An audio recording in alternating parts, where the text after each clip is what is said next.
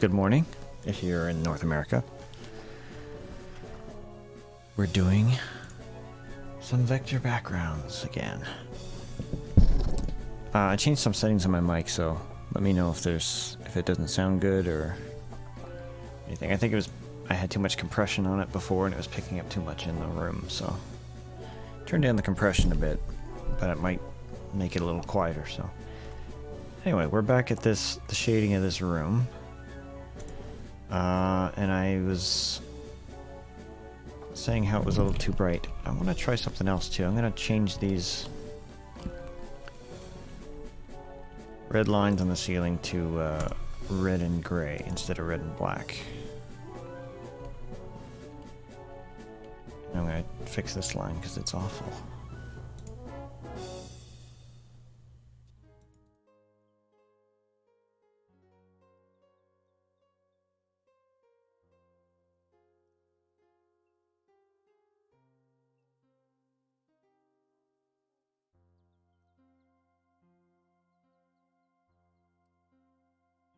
Like that.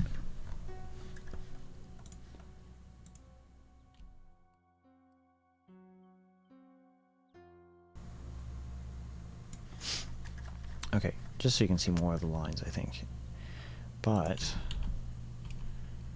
also, I think I'm going to make this line separating the ceiling and the walls a solid gray. Although here, I think I'll make it solid black. But then for the ceiling, I'll make solid gray. Like so.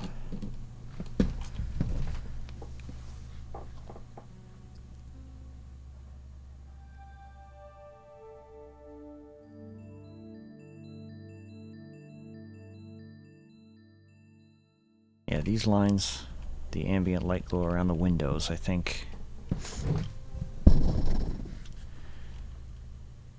I'm going to change the shape a bit.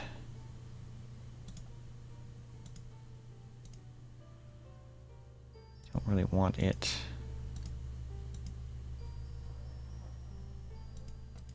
connecting there. So I'm going to test something.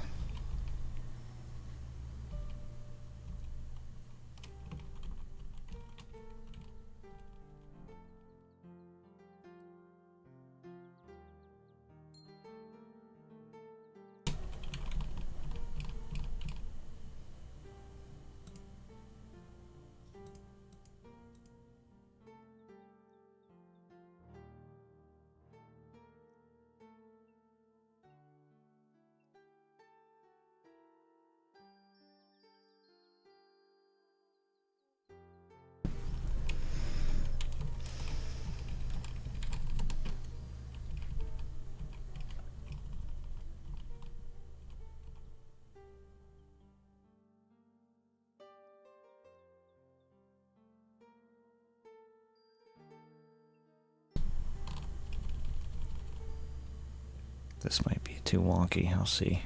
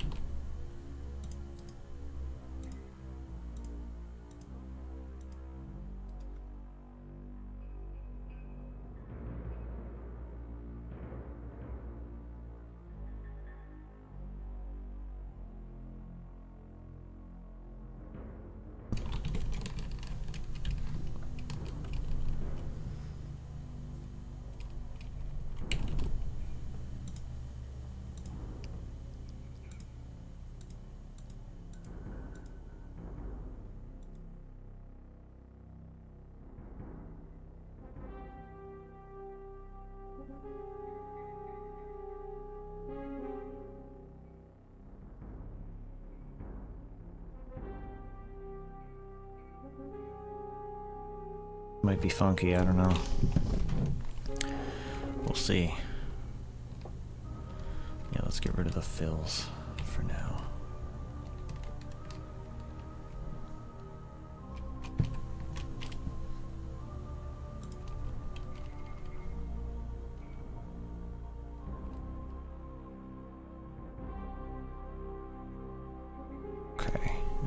this is gonna have to all change.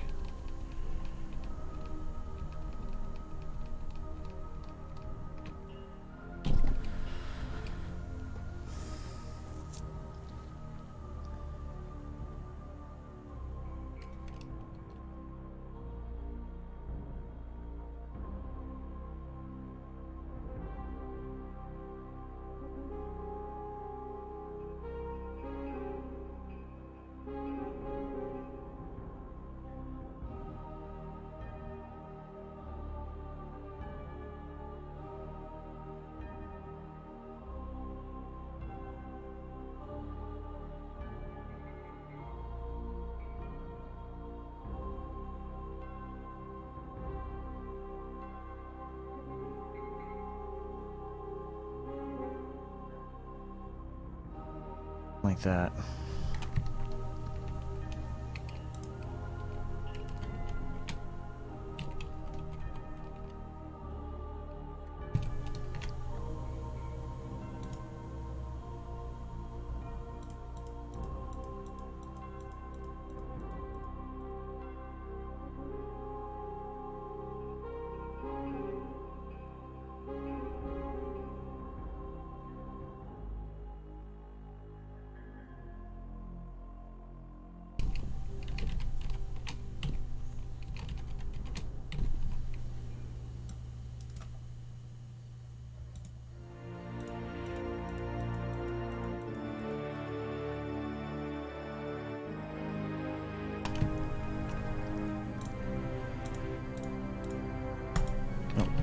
Lines down here.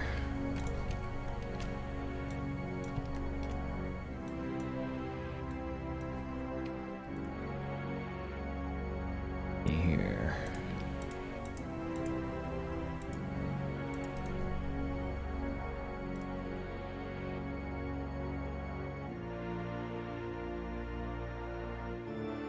I think on this side it might be interesting to start like this.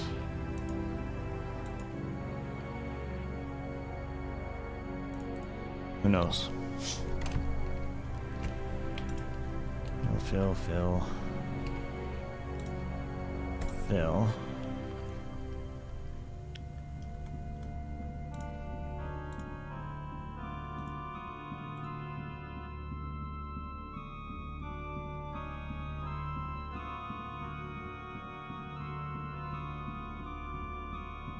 Oh, no.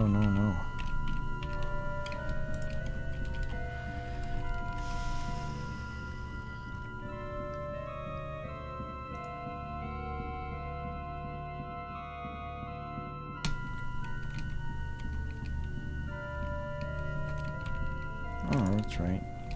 Where is it?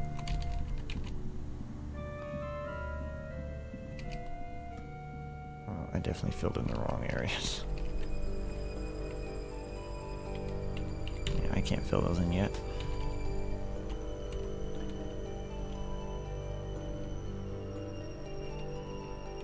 Here's where they filled in. Okay. So there.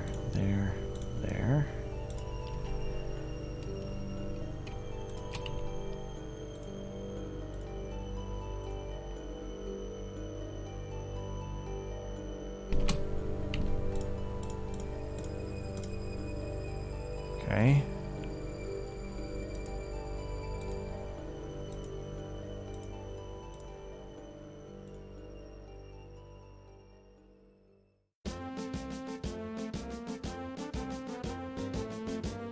Good morning, new follower here. I love that you stream this dev work. It's so cool to watch. Oh, thank you, Audio Eric.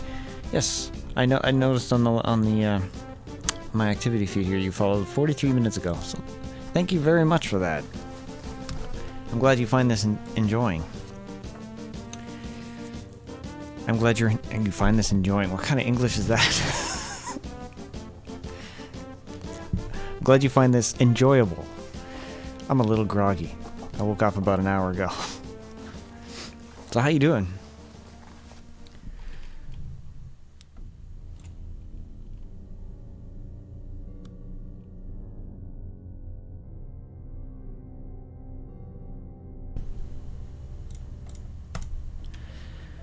Now that part here. Is flat red gonna be too much? Yes, it is. Red and black.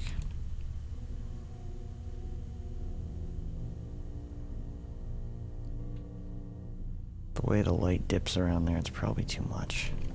It's colors I don't like. Hard gray? No, it's...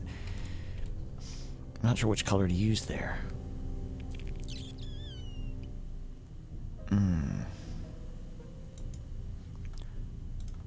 That's the same color as that. I feel you. I need my coffee before I can start my day. Doing well, thanks. I'm also a big fan of adventure games. Excellent. And I like your owl there, Cedric Owl there. Flaming Bee. Gonna have to check that. Anyone who has a Cedric emote, I'm gonna have to check out.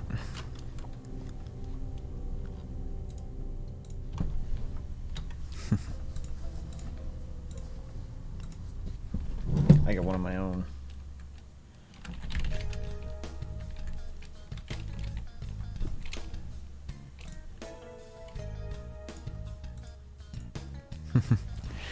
There are lots of great Sierra emotes all over Twitch. Ah, yes. Roger the hole in the head. Perfect.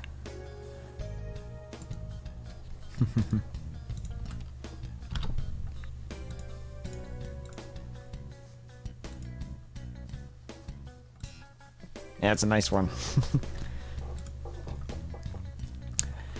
I don't know about this. I was trying to get like a smaller area of light, ambient light around these light sources. And this isn't a light source, but it's where I want you to focus, so I want that to be brightened up a bit. But I'm not sure what to make it darker. What color?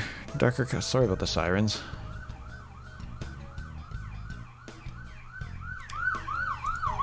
The hospital's like a block away from us, so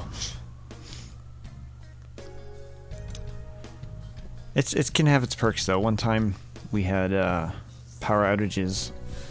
We had this crazy storm and knocked down all the power lines, and everywhere else was out of power. Well, most other places were out of power for about a week or even 2 weeks, and we were out for only 6 hours because the hospital's prioritized. So lucky us.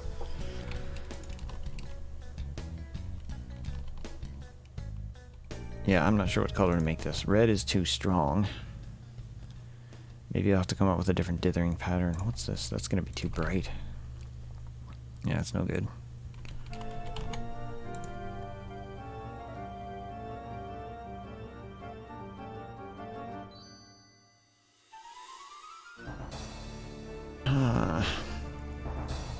I wish you could do a dithered pattern where it would have 3 values almost, and then you could double up on one color, and it would only be the other dithered color every other dithered pattern, if you know what I mean.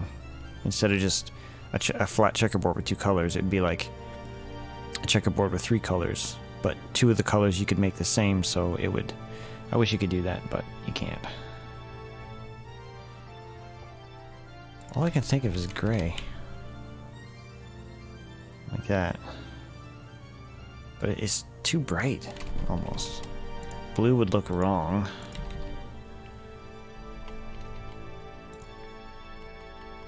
Dark blue. No. No. Well, black and gray then? If the shadows were bigger, I'd say it would have more of a... make more sense, but... I'm not sure what to do about it right now. What if it was just stark black? No. I don't know. I'll leave it like this for now, but this is definitely something I need to get right.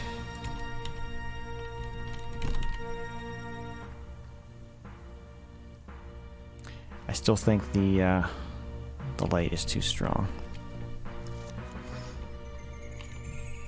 Let's see.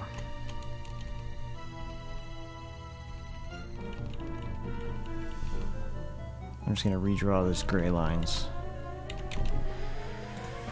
Okay, let's try something like this.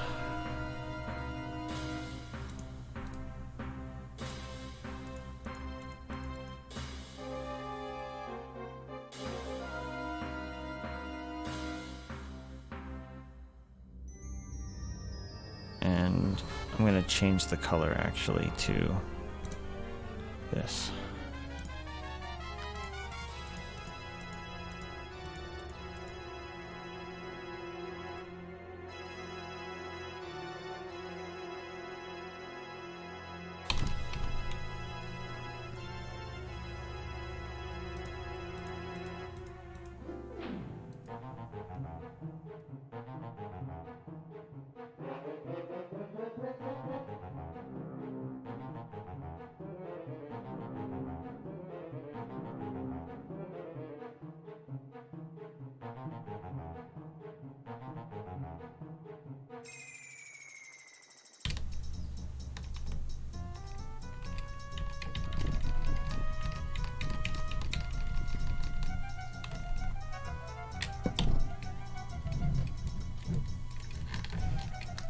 I just thought of something. Will this scene be brighter for the wedding at the end?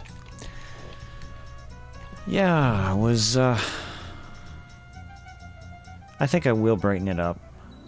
And I can probably do that with just an alternate palette, because for every screen you can have 4 different palettes. This is how Quest for Glory did day and nighttime scenes. The same picture, but different colors to make it look brighter or darker. So I might do something like that.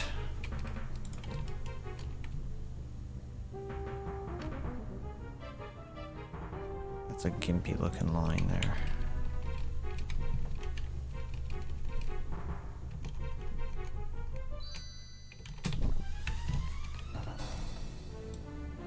Or just have a completely different picture.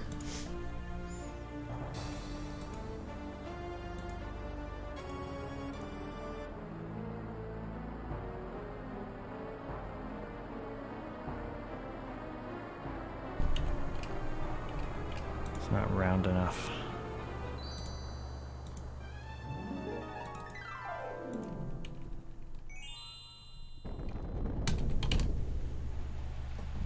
So what's your favorite adventure game? Yeah. It's been, when did it come out? 1985? What's 2021 minus 1985? It's been that many years. 36 years. I think spoilers are okay.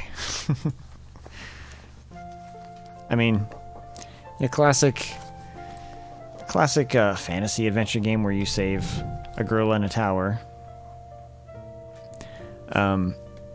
I think, obviously, the good ending would be marrying her in the church.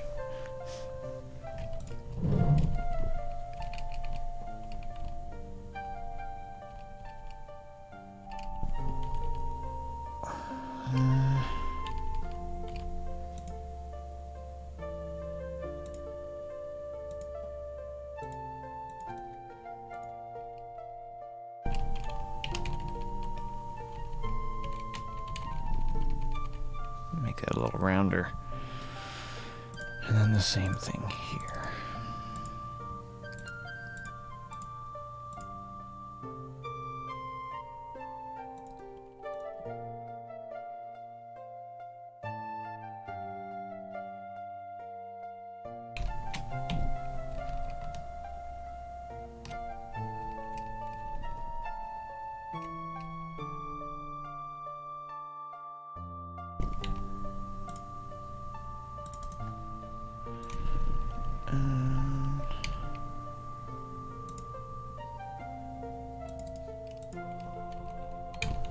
There we go.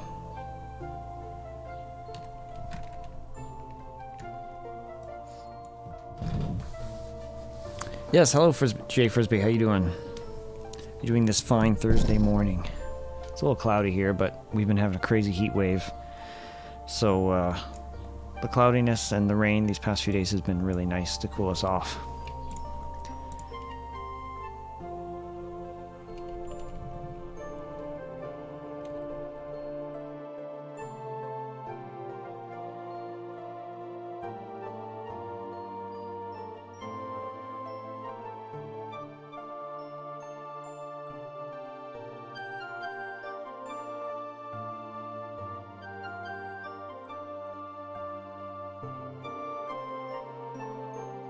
A view, and then we got black.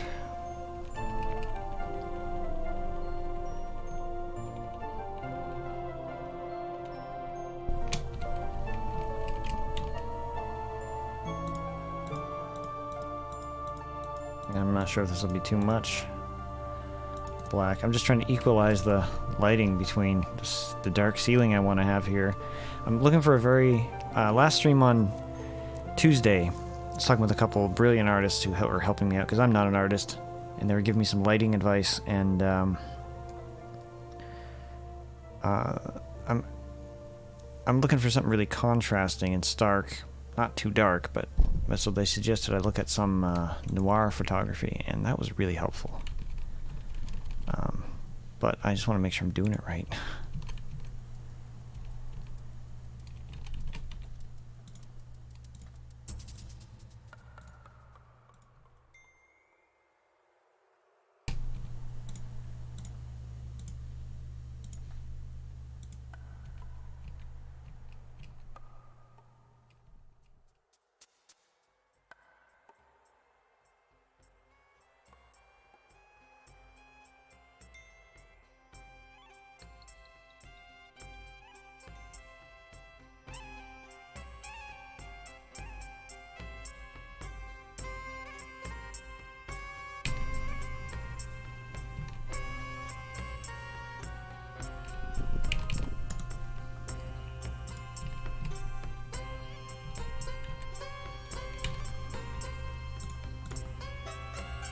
Yeah, I don't know if that makes sense, but you can see the kind of look I'm looking for. You know what I mean?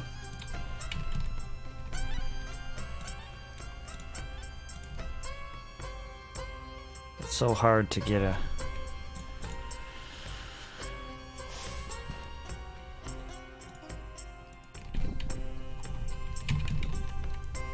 It might be the best I can do.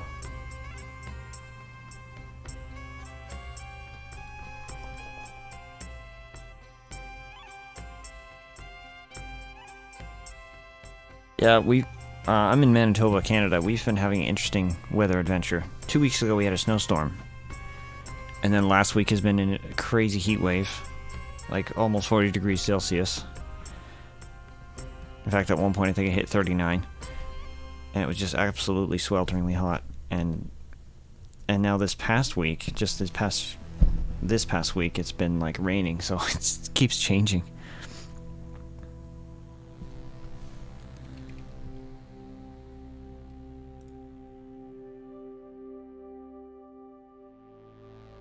Maybe this should be curved this way. I don't know. This might be too black. They were suggesting that this was too dark at the top, and I guess they must be right. Might be just trying to be a little too dark. There's only so much you can do in EGA, you know? Get rid of all this for a second. What if I... follow this bit of ambient light a little bit and separate some light on the floor so that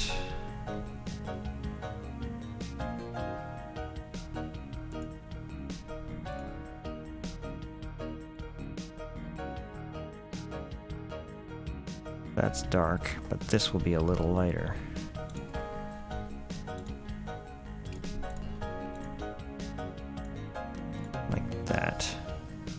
Around the glow. I have to look at some references, but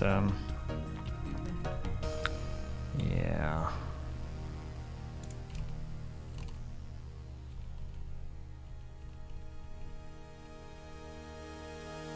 Where's the floor again? Oh, there's perfect music right there. This music is from King's Quest II Plus, the King's Quest II remake, VGA-ish remake by AGDI. For the same scene, just different remake. Yeah, definitely extremes. That weathered. So I have these pews a little darker in the foreground because I don't want the eye to land on them, but I might put a bit of light, kind of like I have here. Here, maybe there's a skylight. Actually, there is a bell tower up here. I just thought of something. This design doesn't make sense, and I hope nobody notices. But on the outside, the design, this is where the platform is right here, and then the pews lining this way, because the entrance is here. You go in and turn left, and then that's the main area. However, the bell tower is right over here where the cross would be, and there's no rope here. There's no anything here. Usually the bell tower is in a different area, right? Hopefully I can get away with that. I just thought of that now.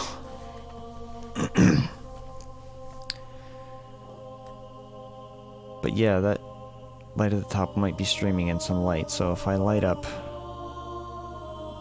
this, like the same thing here, this side of the pews and this side of the pews, that might make a little more sense.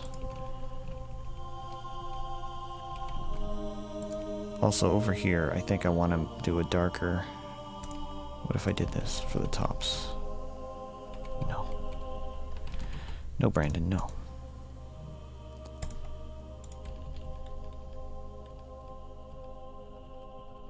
I'm gonna have to draw lines. Okay.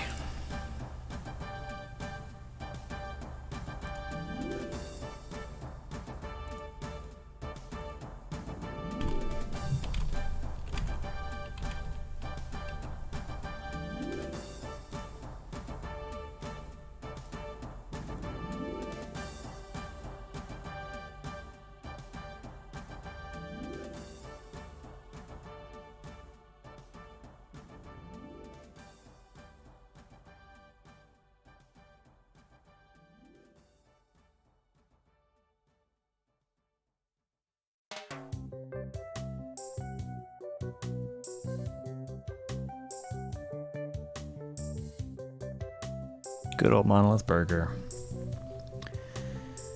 Could be a different wing in the back. You mean behind the altar platform here? I suppose maybe a door off to the side. I almost want to make a door into there so you can go in there and look around, have this extra little room. That gets my adventure juices flowing.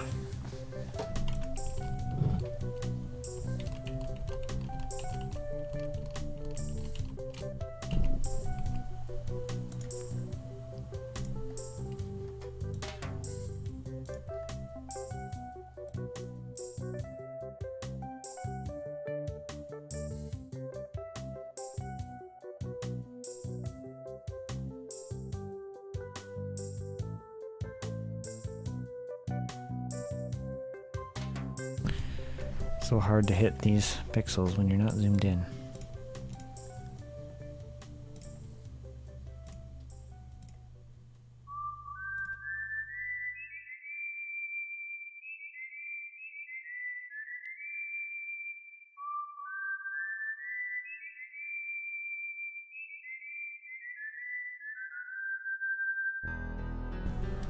That was one of my favorite tracks from Space Quest 6. The demo, actually, this wasn't actually in the full game. The Shuttle Bay theme. Beautiful track.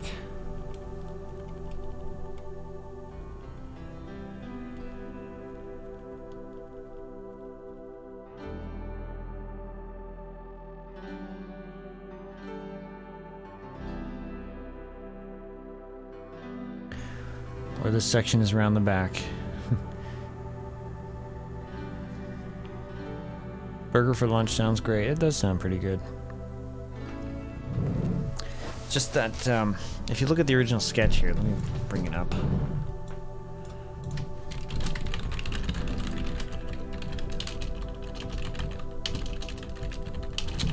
Can't type.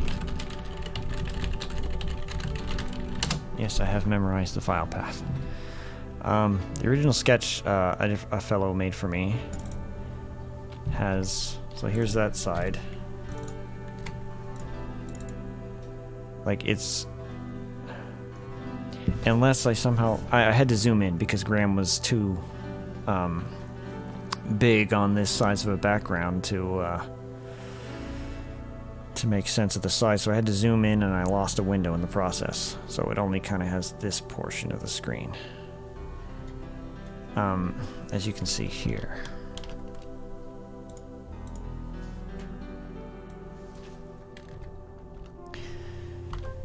There's not much room in this version to have, like, that's it right there. The bell's gonna be there. It's part of the picture. I can't change that now, and I don't want to because I like how it looks. And in the original, you could see AGI Studio. You could see the bell on the same screen. So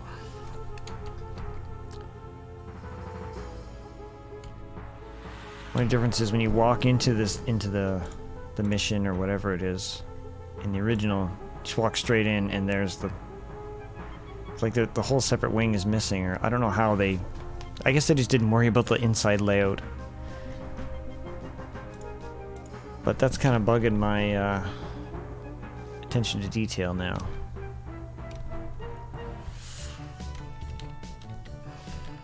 I don't know.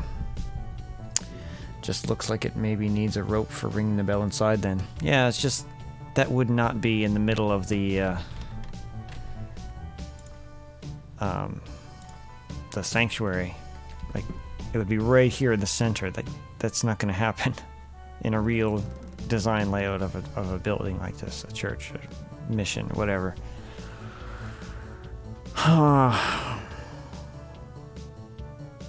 Well,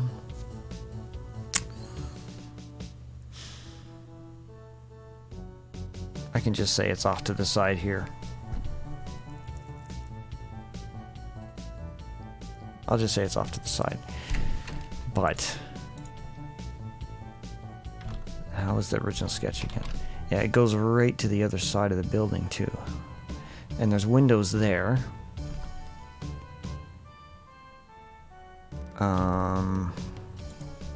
So I really should have like a window up here. If that's the case. Unless the sanctuary stops short of the next area behind this wall, where there'd be like a door here and you'd go in and that's where the bell tower is. But then that would make the church look bigger on the inside than it actually is, because we only have 1, 2, 3 windows on the outside. If I did this version, we'd have 4, and that would make more sense. And the bell tower is between 2 windows too. And when we look on the inside, there's really no space. Maybe they got some kind of complicated pulley system where the rope goes across and down, and it's in the back, and you pull it, and it goes through the pulleys. And I don't know. I'm probably thinking way too hard into this. I was thinking some old churches with the cross-shaped interior, so a wing towards the back or something. Oh, I see. This is a pretty modest structure. Yeah, it is. Looks like it's just a bell in a little inaccessible room.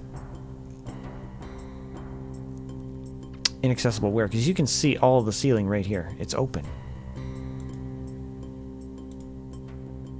Like, this would just be open to the...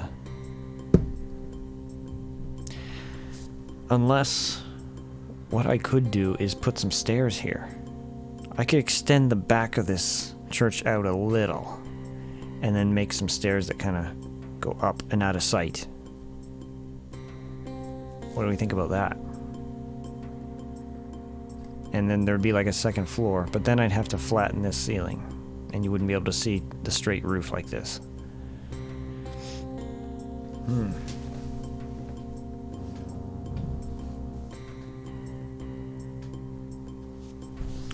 A cupola. That's a word I haven't heard before. Does that describe what I'm saying? Okay, yeah, I see.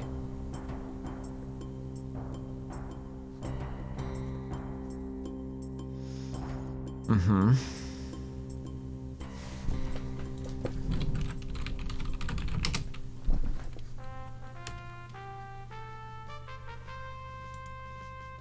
Checking out some pictures.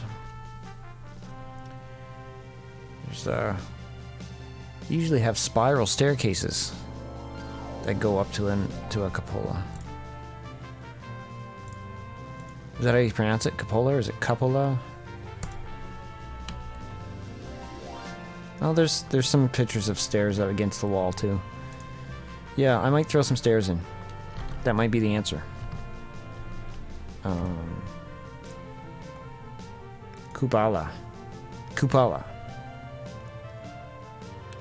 Yeah, it might suggest a place they can explore, and then there shouldn't be anywhere you can visit that doesn't have a purpose. Like if there wasn't an item there or a puzzle to solve there, you shouldn't be able to go there. So, but I really want to be able to go up into that and look around. You know what I mean? In fiction, the stairs could be in the back behind the pews. Yeah. Okay. Or just add elaborate explanation to the look description. Or have it locked off, like there's a gate in front of it, and if you try to open the gate it says it's locked. Besides, you wouldn't want to go snooping around the church anyway, you've got a damsel to save or something.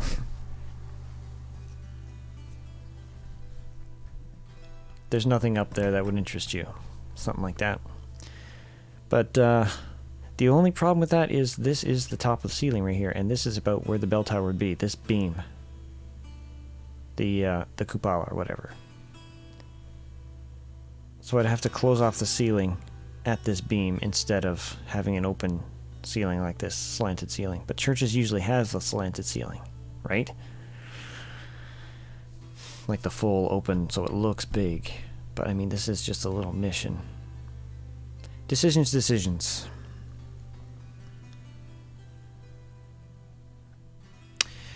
I'll worry about that after I get the lighting down. Does the lighting look okay?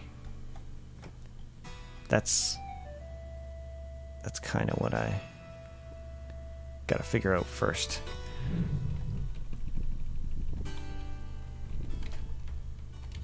Or does it look too crazy?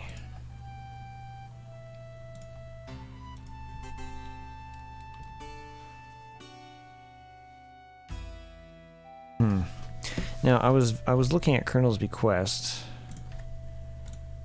The image of the chapel. Where is LB1? The background of the chapel. Where is it? Right here. It's got kind of red color. It's wood, it's brown, but it's using red. But the thing is, it is darker and it's nighttime as well. So I don't know if it'd be appropriate. I'm trying to get more colors out of EGA. For the shading, I might have to just stick with brown, I don't know, but yeah, so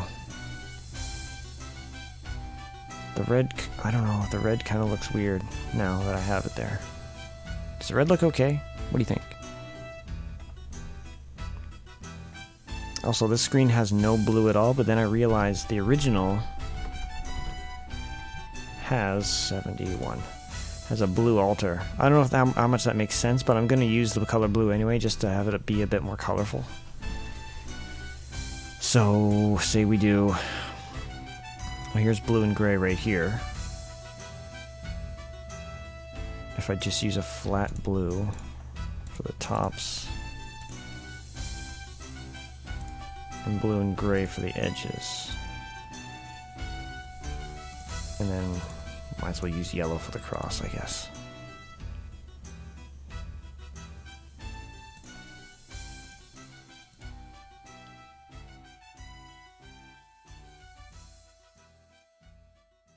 Actually, what color is it in AGI?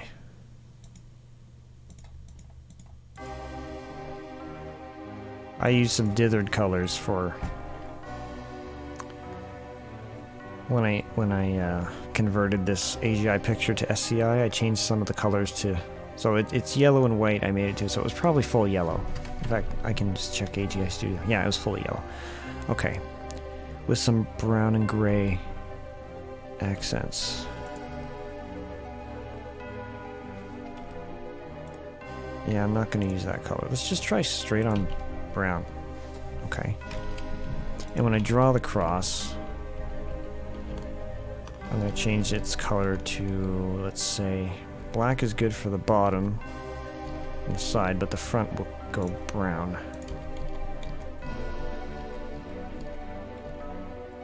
And then maybe there, and then go back to black. Oh, and then change it to brown. Like that. Well, then we got the candlestick too. Yeah. Maybe we can leave that brown. Actually. Make the bottom brown and black. Go back to brown here. And then go back to black. I definitely need some accented light though. But that, I think that makes that look better. The fill-in, I think I'll use brown and black. We're going for noir, which means contrasting lighting. Let's go brown and black, make it a bit darker. Like that. I think it looks good, but I'm terrible at art. Me too. I think it looks okay too, but I don't know if something that doesn't make sense. I think I might change this slant down here to go down this way, like straight down instead. Maybe. This also doesn't make sense, how it's just a little... I might move it down to like here. Now that I'm looking at it. I don't know. As my handle would suggest, I'm not a visual artist, but I think it looks great. Well, thank you. I'm stumbling through the dark on this. So that's good to hear. It would make sense during the wedding to have this a lot brighter, though. And probably, realistically, I should be making this brighter than it is. I don't know.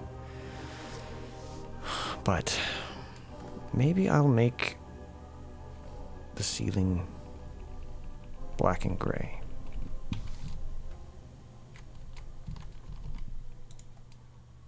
I might make it too bright. I don't know. I just want to see what it looks like.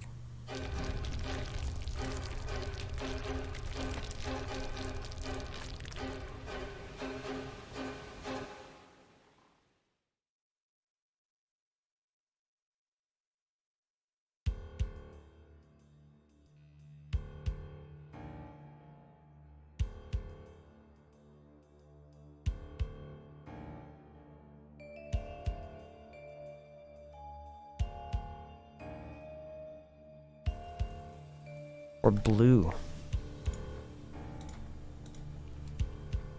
Black and blue. No, that's too bright, isn't it? Nope.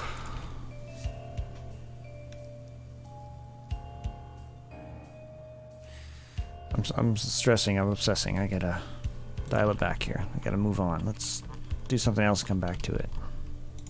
I'm gonna fix this here.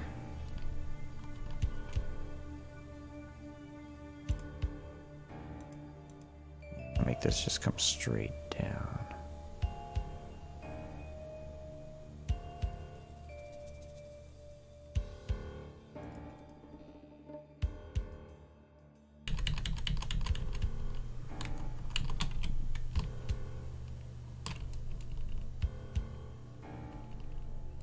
Which means I might need to have some shadows on that right there.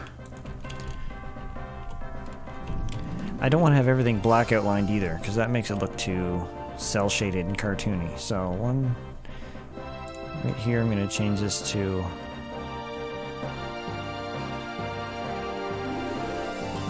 gray. Maybe I can get away with that. Make the back black, because it's against the wall.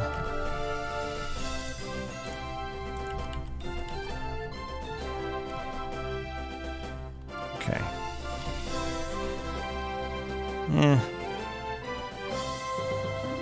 It's a little bright. Maybe I'll just make it the same color as the shaded parts, so...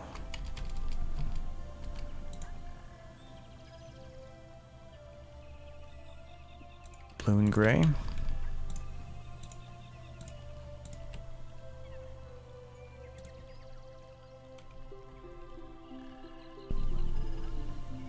Yeah, fits in better.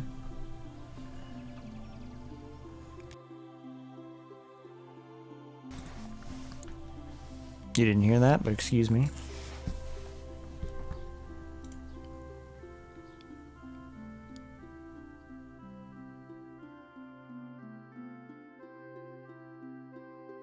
Yeah, so a shadow bow right there. I'm gonna have to draw that here and move it back earlier in the timeline. So, wait, I filled that in here so I can... Yeah, I can do it right before it's filled. Okay. Right here, I'm gonna change it to this.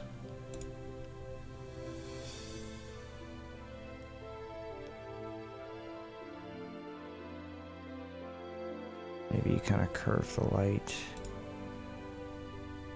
this way.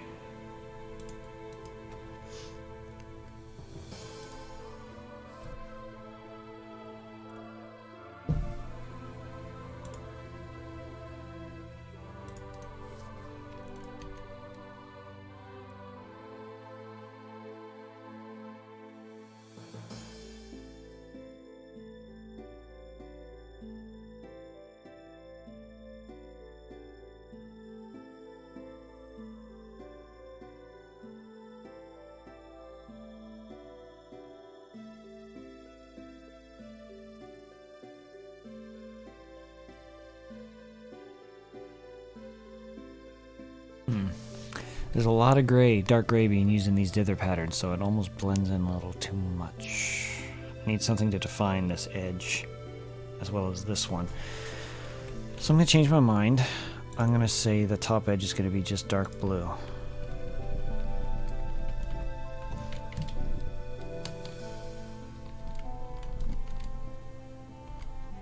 Let's say just dark blue, like that. Anything that's 24 is now 1. There we go. But the light shining on that. Okay, maybe not.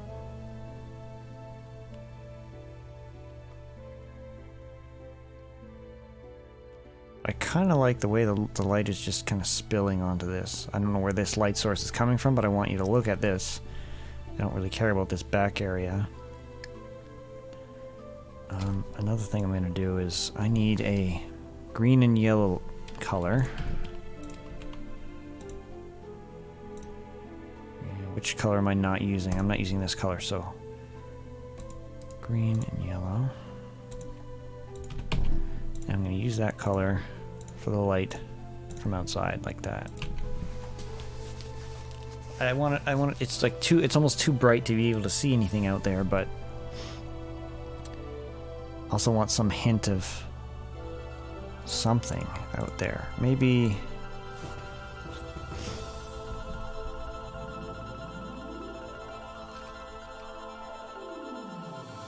Yeah, I don't know. Maybe that's not a good color. Maybe just a flat yellow. I don't like that either. Yellow and white. It just looks too dim. Well, I'll figure out the light outside later. Oh, I'm missing some stuff. Critical buzz. Will the candelabra be a light source? Yes. It's going to have candles lit, and they'll even be flickering and animating a little. And if I can swing it, I'm going to have the edges of this kind of flicker as well. Similar to... sorry, what was that guy's name? Just a second. Let's see.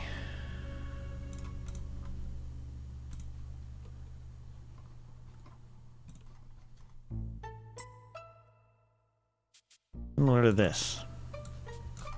You can see how the fuzzy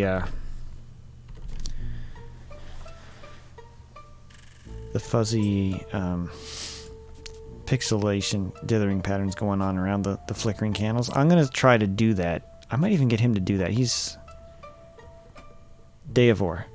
He's doing a couple screens for me. Maybe he can whip up an animation like this for me as well. For around the edges of the dithering glow here. Alright, maybe I'll be able to do it myself actually. It's just a few pixels difference. Maybe 3 frames would be enough.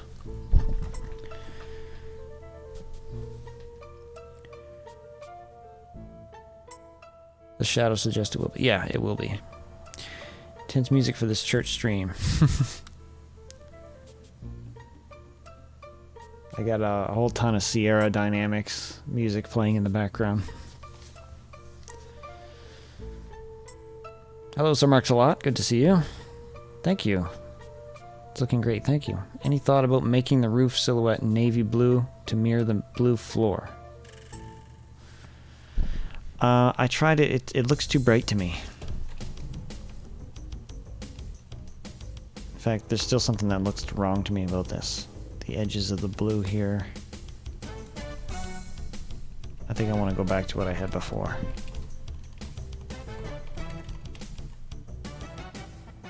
Except for there.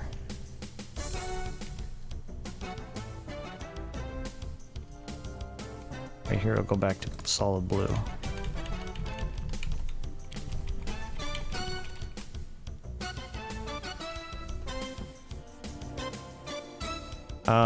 Yeah, I tried it. It looks too bright.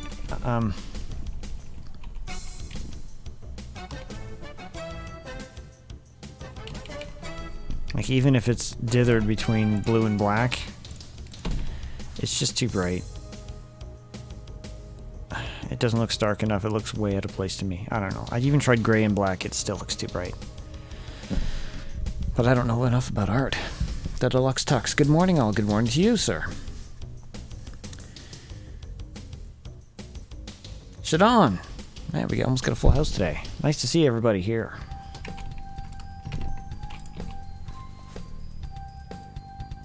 Trying to work this out. Okay, this candlestick. I'm gonna make this black and brown. No, I'm gonna make it black. Going up the side, and then the underside will be black and brown.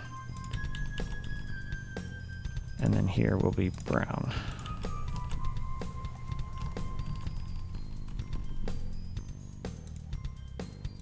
I have no idea if this looks any good, because technically the light comes from the candles. Should not have these shadows here, but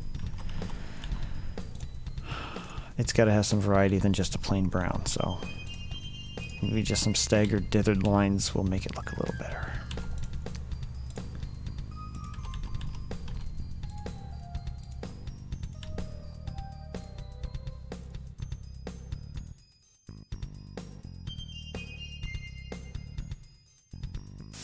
Straight brown there, maybe? And I gotta fill it in. Let's see.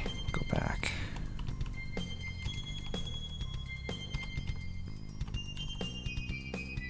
Okay, we fill in brown.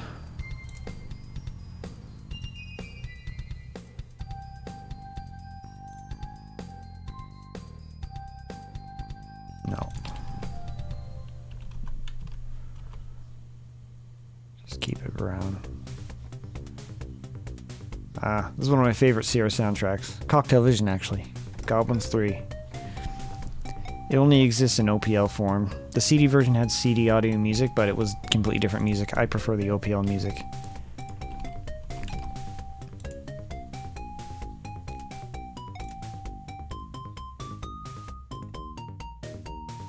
Yeah, something like that.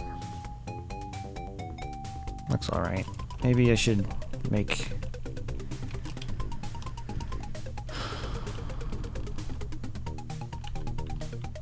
these parts just straight black.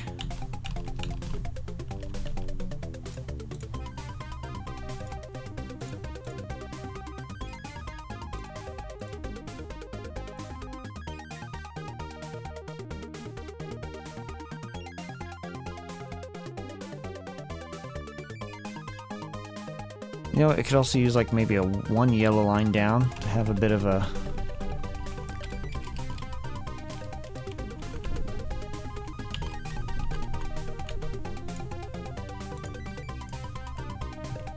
Like reflecting some light from the window, like that. If I go like this and then do a break and another break for one dot like that.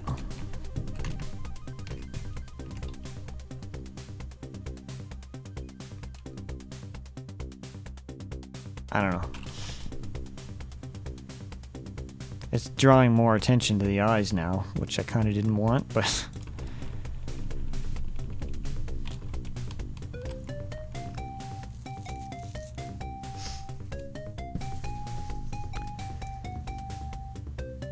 not the roof itself, just the line breaking it from the wall. Oh, okay, yeah, I'll try that. Feeling like using the blue as dark black is an all or nothing change you'd have to commit to. The pews, etc. It looks good as dark black, in my opinion. Point. Doing good, Celestia. Toying around with my new acquisition. Finally got myself a graphics tablet so I don't have to draw my backgrounds with a mouse anymore. Awesome. That'd be nice. I'm not going to get one of those. I'm not dedicated enough to art to invest in something like that. Maybe someday if I have the money, but if I have some extra money. I'm okay with the mouse for now. And it's just vectors, so I have to use the mouse anyway. But congrats! It looks good as it is now. Okay. That's a serious upgrade. Yeah, sounds like it. Get candlestick. Graham did it. Killed the monk in the mission with the candlestick.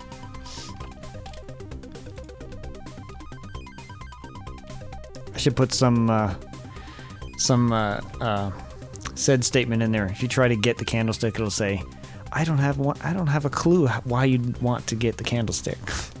See if anyone would get that.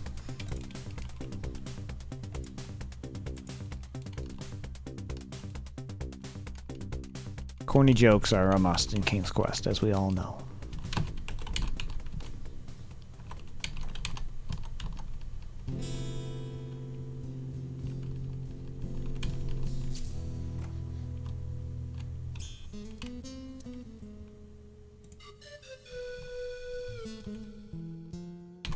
Inca, another Cocktail Vision game.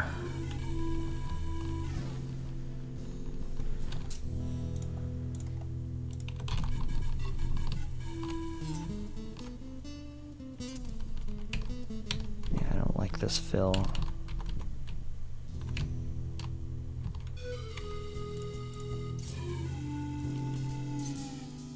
I'll do something more like this.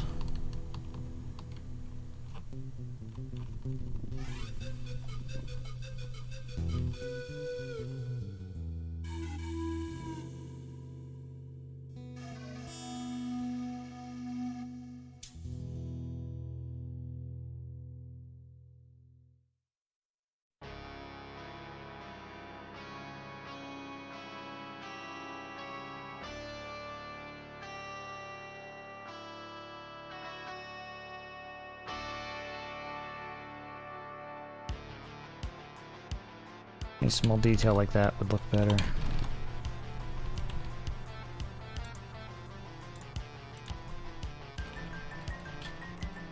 And it's not so brazen. Anyway. Reverend Green is not here.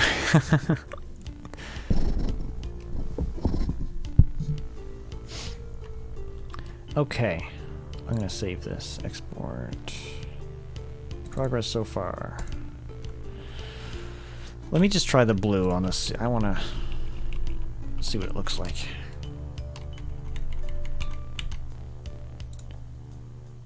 Just straight dark blue. Like that. I think the red on the ceiling is throwing it off.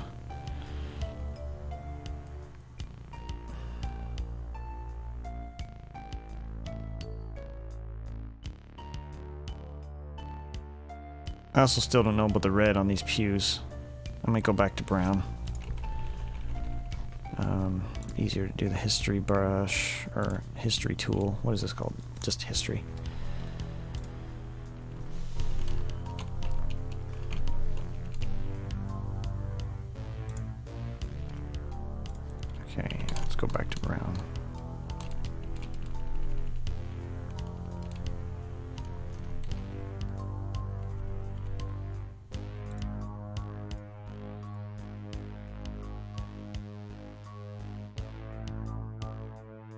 Yeah, and I want some light spilling onto this side of the pews as well. Let's just say there's some kind of skylight there, just because it looks good. It looks neat.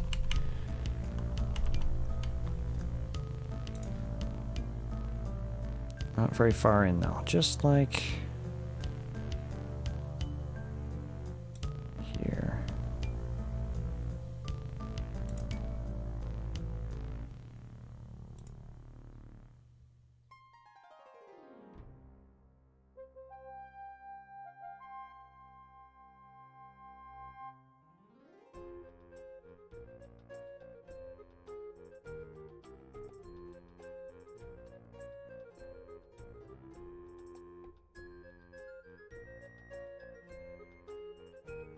The one in the back will... No, not like that. Gotta zoom in. Whoops.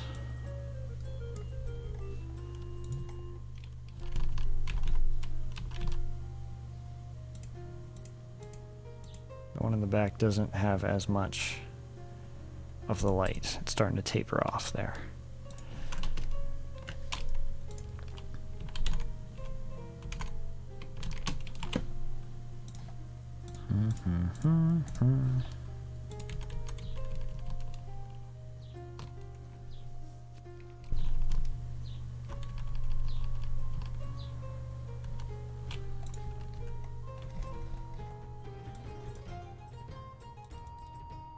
Nope. Stupid crosshair coordinates are off.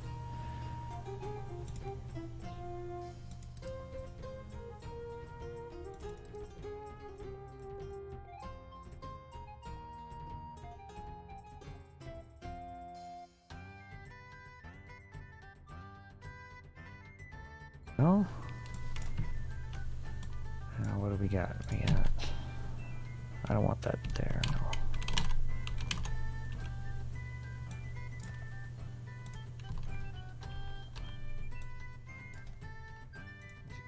This side.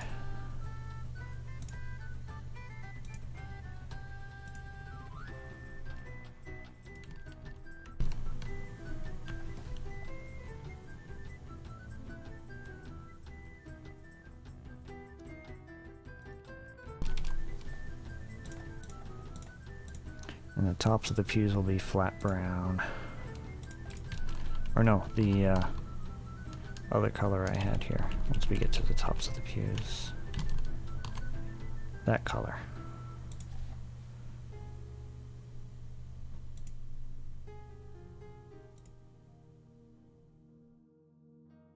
Come on, come on. Don't zoom in.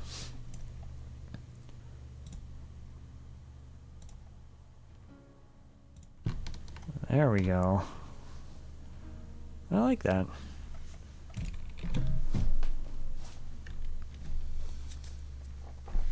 What if you move the yellow lines on the stem 1 pixel to the right? To the edge of the... Like right on the edge, you mean, right here? Might be less eye-catching due to having more brown to its left and serving as more of a barrier with the wall to its right. Yeah. Maybe even put a few yellow pixels on the base. Okay. Second shit on. I second shit on some yellow highlights. Okay. Where's the light on the back of the far pew on its left side coming from? Light on the back of the far pew on its left side. Which one are you talking about? Oh, this one? Right here? This is coming from the window here. That was what the idea I had anyway. It's kind of coming down and crossing, like it, right about here is where it changes. And since it's coming from the sun, I figured it'd be a little brighter than this. Does that make sense? I gotta get rid of the black outlines of these pews too. Okay, but let's do the candelabra for a sec first. Alright, zoom in.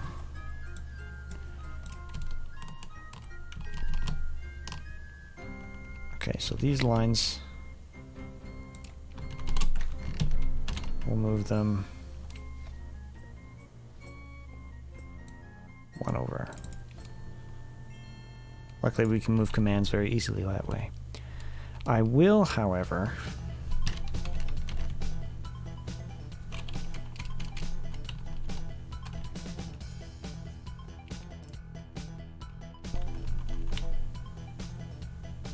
what I'm going to do with this is cut it off because the base of the candelabra will be causing a bit of shadow, right? So it shouldn't go all the way up. Does that make sense? Okay, and a little bit on this. Something like that.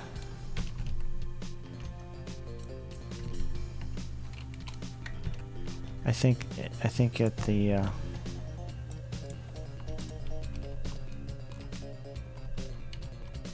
get rid of that for a second.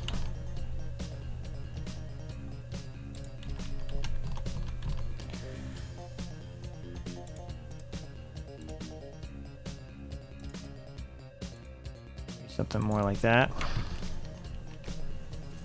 to define its shape a little better.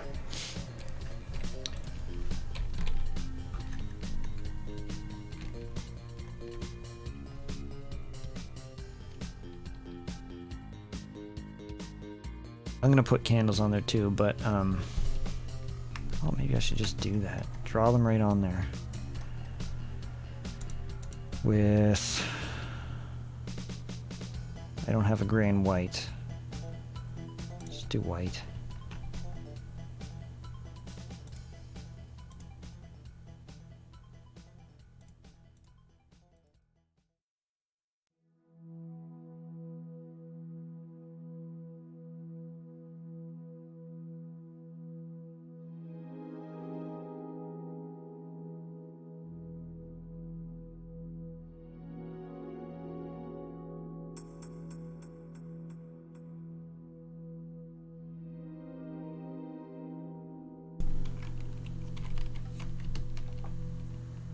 And then the actual flame will be animated. This whole thing will be animated actually, so I didn't really need to draw those there, but it might help to orient the coordinates.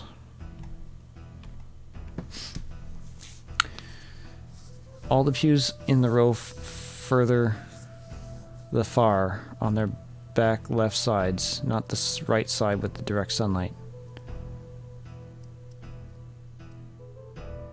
Further from the camera.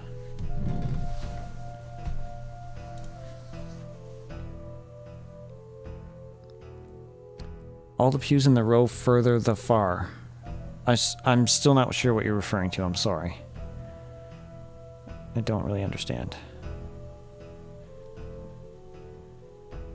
Like on this side or on the right side? From the camera's perspective. You're talking about these farthest away from the camera. I think that in isolation it looks better with the highlight in the middle as you had it, but with the rest of the background, the highlight on the right, as it is now, looks better. Right. Yeah, I agree with that, I think. I'm asking because of the shadows running down the middle of the pews on that side. These shadows?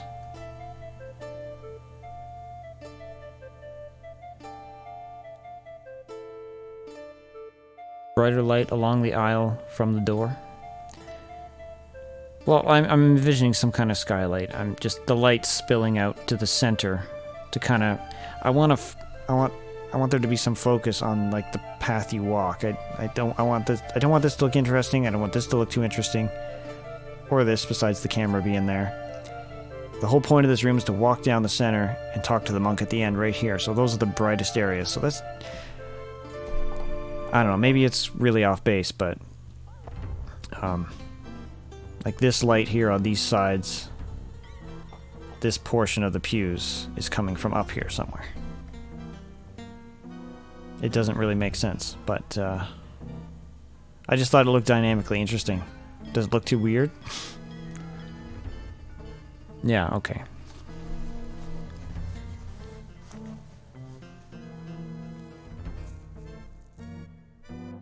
These were originally all black, but since these were lit up a little bit in the center, I wanted these to be too, to kind of match. And so, does it look too busy now, or is that okay?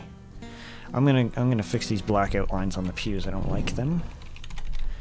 It's got to be the right colors. So I think these might be okay, but these definitely need to be different color.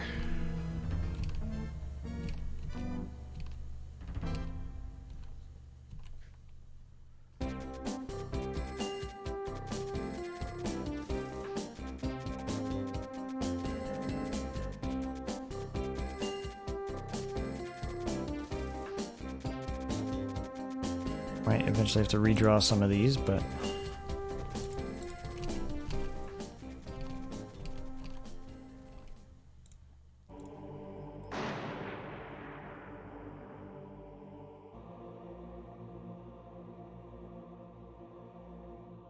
just to fix their highlights. Actually, if that is black, then that should be black.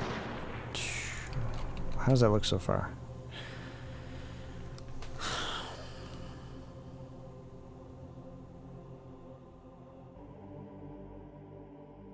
Doesn't look very good. Looks like it's glowing. Yes, I'm trying to get away of outlining everything with black.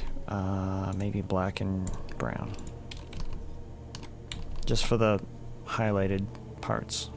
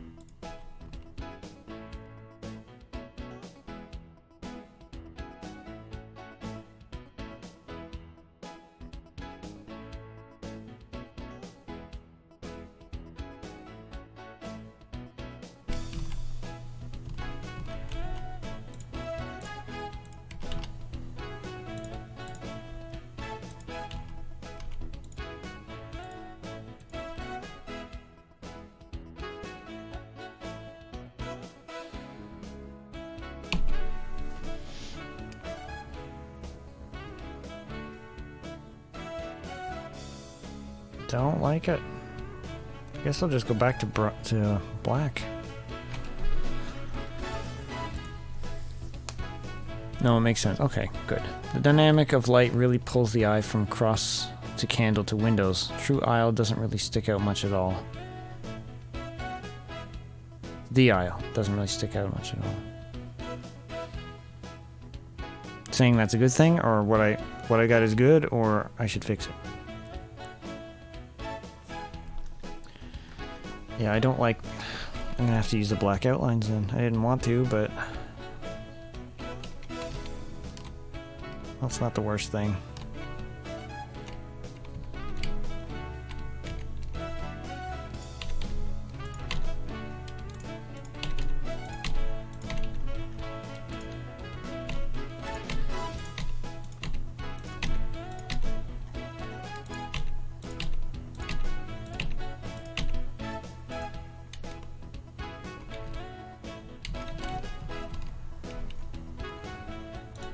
Tell you what I will do though is change this beam here brown.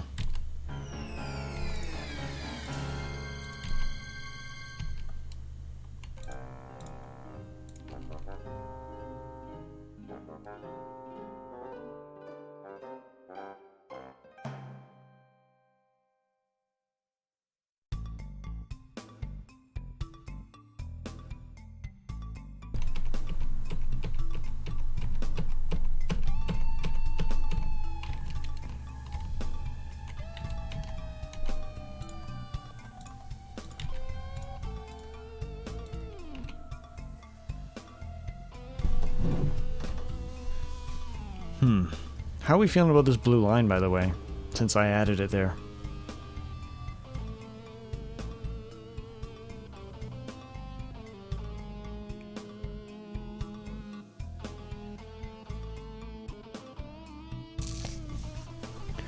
The black outline on the pews looks less cell shading and more like the design of the pews. Looks better with black outline.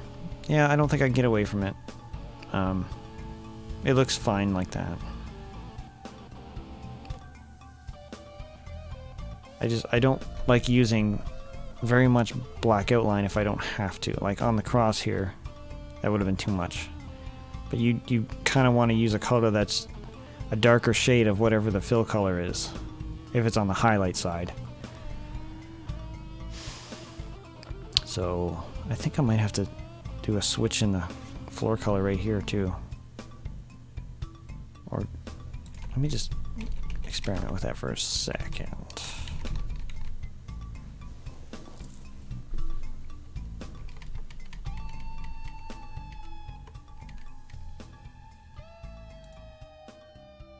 I think I'm going to make this a little wider as well. Like that.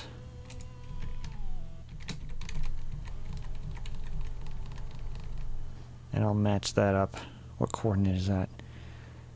165 by 125. 165 by 125.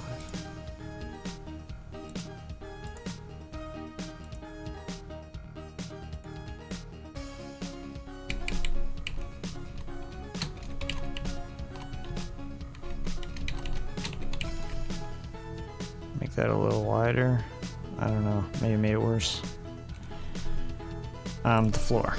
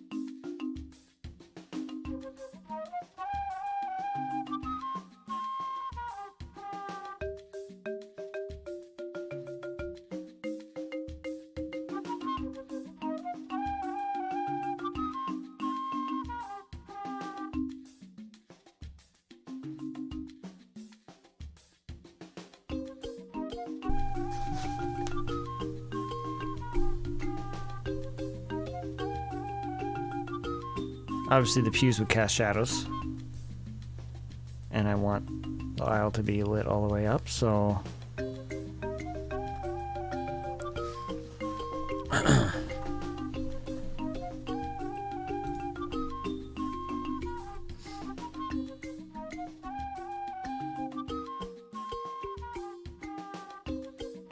by committee. Maybe try blue lines on ceiling instead of red. Okay, yeah, I was, hang on, let me go back up here. Explain the light on the pews by reasoning that the door is open, allowing light to stream in from there. The only problem with that is the door is actually on the side of the wall that the camera is closest to, facing the other windows. This is the door right here. It goes in, you turn left, and end up in here. So you're kind of facing north-northwest. The camera's facing north-northwest, according to this orientation. So light can't possibly be coming from the door. Besides, the sun is coming from the north. But it would still be reflected light, obviously, but not like this. Still, maybe there's a window on this side of the building. Like, right here, on this wall we can't see. The eastern wall here. And maybe that shines in. That's a good idea. Yeah, about the ceiling. Blue line is fine, I think, only if you also change the red roof lines to blue also. I like the blue up there, but I don't think it goes well with the red from the roof. Maybe even put some dark blue on top of the rafter. Oh yeah, on the top edge? Okay, yeah, I was doing red because the ceiling shingles are red, but that doesn't necessarily mean the inside of the roof is going to be red as well, right? But I was going for like wood, reflected light off of wood, and in the dark it would be a little darker, so red is the closest color I can find to a dark brown wood highlight. That was my reasoning. Originally I had black and red dithered. But let's change it to blue. Yeah. Yeah, so these lines right here, those two lines should be blue instead, eh? You can try straight blue. Or black and blue. Maybe even... Well, no, the light is somewhat shining on this. I was going to say maybe this side of the plank, the beam would be blue and black instead of brown and black, but I think there'd be too much light. Let's see here. Okay, where are those ceiling lines? Right here. So originally I had that, but we could try blue and gray. That might even be too much. Let's just go with blue. Whoops. History brush. Straight blue.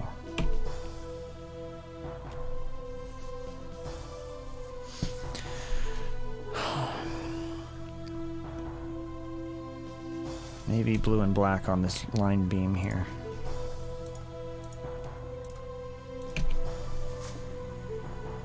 A little softer. Other thing is... Let me just see what that looks like. Is that too faint? Or should I just have solid blue? I like it defines the ceiling from wall, the blue, okay. I think you need a small vertical blue line down from the top corner of the room. Right there, right where the black is. That's doable.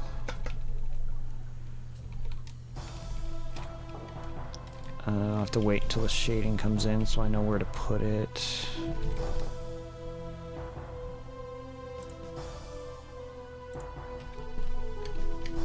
Alright.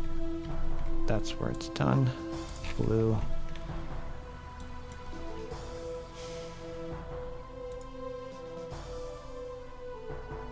Like that.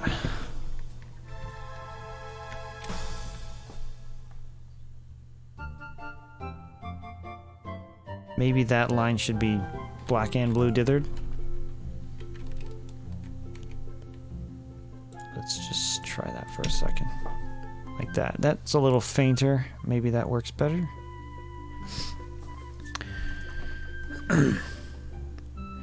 I'm really behind trying to catch up here. Also keep the pew light. Maybe brighten the floor. Yeah, that's good.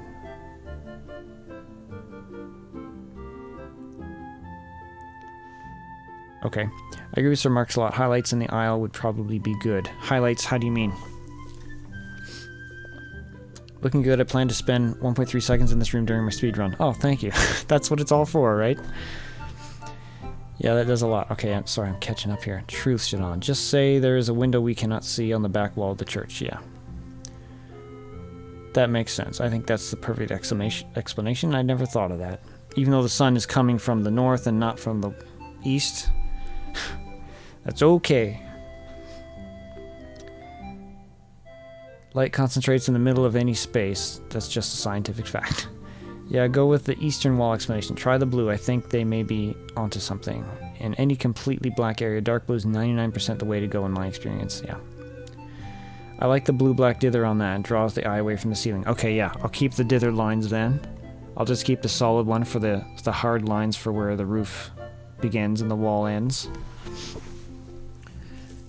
This is looking pretty good, guys. I also actually wanted to put some kind of table here. I know... actually, in the original, there is a table. Like, this is a table for, like, I don't know, communion or something. And, I was suggested by somebody to recreate that, so I might have to do that. Maybe if I move this, make this cross on the wall instead and not come down standing up on the actual platform, then I can have a table up here. Or, actually, it would be down here, I guess. I don't know. I wanted to get the original sketch on here first, though. I know since Tuesday, some people were saying the black on the ceiling was too stark. Does it make more sense now? Like, does this make it look a little better with the way the light is moving? Is it still going too dark as it goes up? Or is it okay? Like, I don't want a lot of... In light of that, though, too, maybe these beams should have more detailed lighting on it.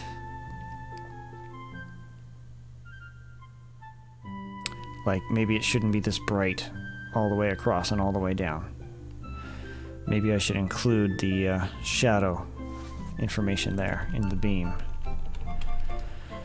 So, if I go back to where it's colored in... Is that a step or an altar in the AGI pic? It's an altar there. Yeah, it looks like an altar to me. Like a table or a like, you couldn't step up onto that. The monk is kneeling right here and stands up here. You can't walk past this blue. You can't walk onto this. So that's kind of off limits. Well, let's check the AGI original here. Yeah, see these black lines? I can't zoom in on this, but these black lines mean that no objects can walk past that black line in AGI. So that's all blocked off. That's why I was throwing around the idea, actually, of getting rid of these first two pews so that you could see more here.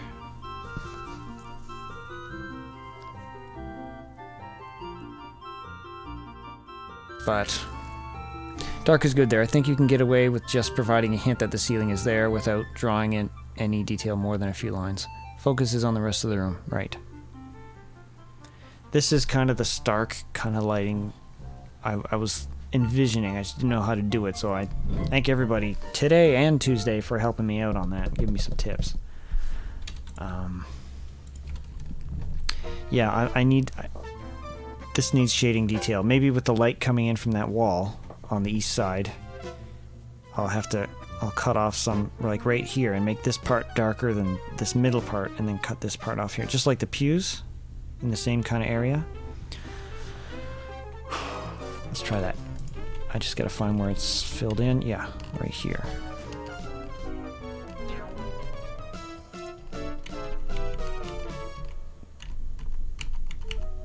Okay. Fill. Okay, no fill. I'm gonna... Let's say right here. And right there. So that's like that. And this would no longer be that color. This would be black and brown.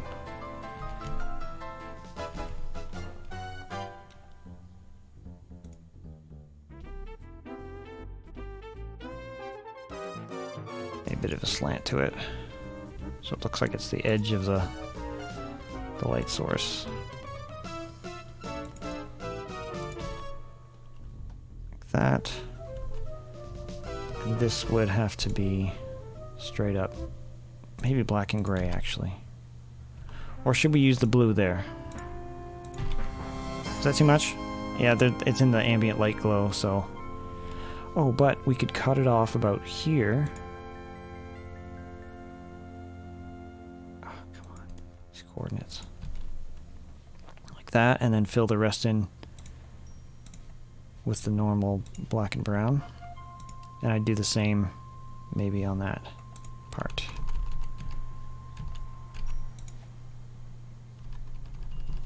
Where did I do that? At the dither. Okay.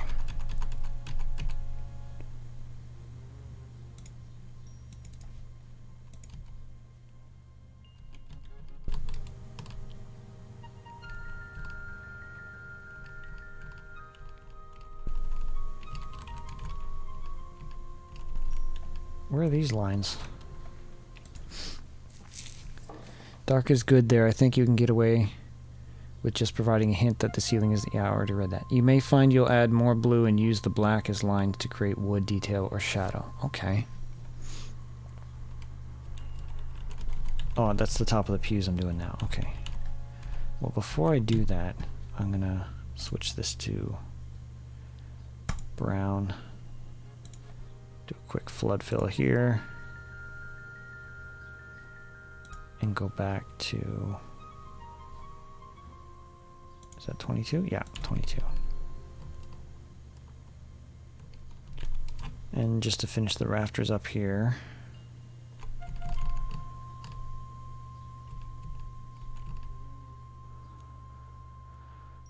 Now, if I'm doing that here, maybe I should do the same thing by filling these in blue.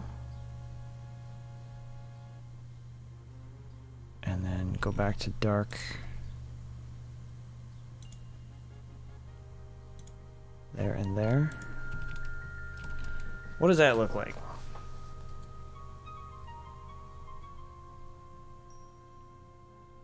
Or should I make this entire beam just be the blue? So it's like background, very faded, slight silhouette type of thing that your eye's not going to be drawn to.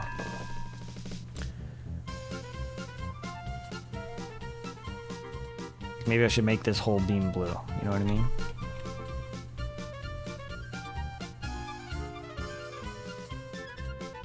I think the blue is definitely clashing. I think I've got too much. This makes me look at this beam more now, actually. Okay. I'm gonna get rid of all this.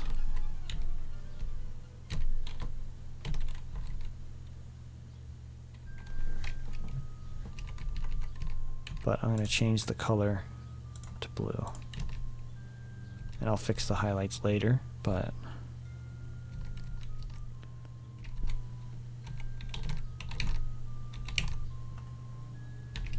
This should be black and blue.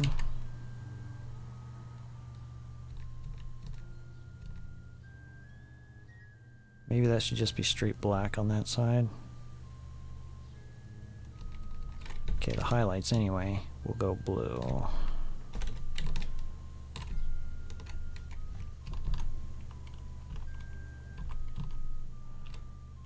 Oh, I want black and blue for that one. And this part right here should be straight blue. And this part should be also straight blue, maybe.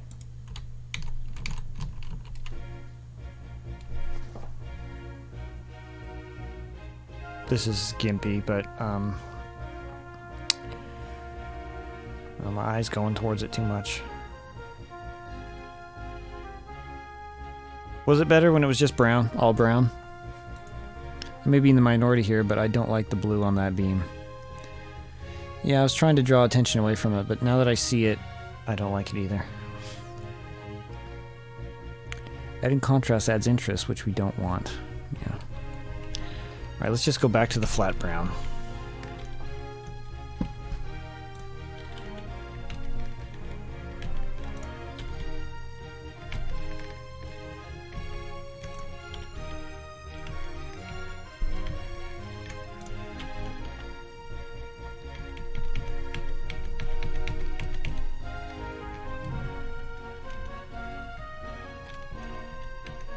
It's just a wooden beam.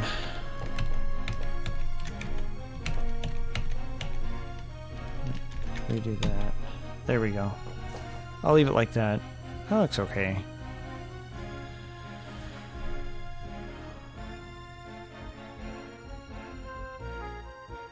The only thing left here is I got this stupid red and gray line going across where the shadow comes in, and I don't want that.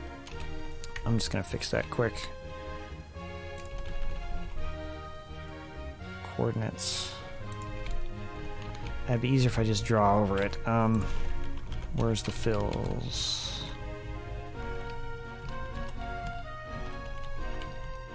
Okay. I'll just zoom in and draw over it.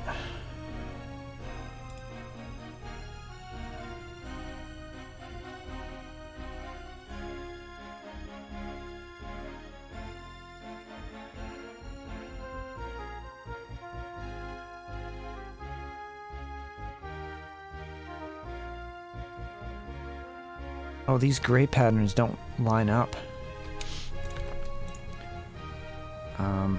Better change that. The gray should be the B color.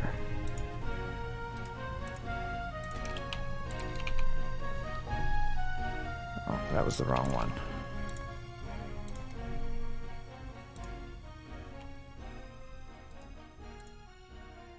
There we go.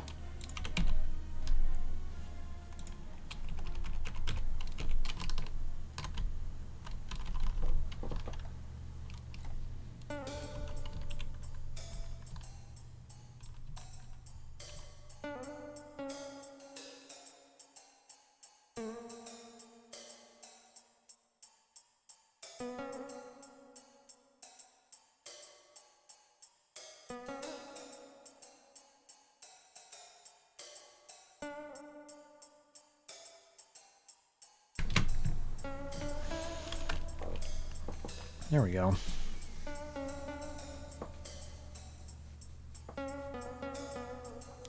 The blue on the ceiling says, nothing to see here. The blue on the beam says, look, blue beam. Yeah. I agree. I'm no artist, though. Feel free to disregard any of my suggestions. Oh, see, the thing about it is, feedback from anyone is valuable because, like, even though you may not be an artist, I think it's true that this is something Valve said when they were designing Half-Life 2. There was something about their characters and their faces that just screamed Uncanny Valley to people, and it was ruining the look. And just when they like tested it, the facial look and the modeling and the animations and stuff, and that they found was that, and there's just something the mind knows, right? And it you can't explain it, but you're so used to what is real that you can spot the difference even if you don't know what it is.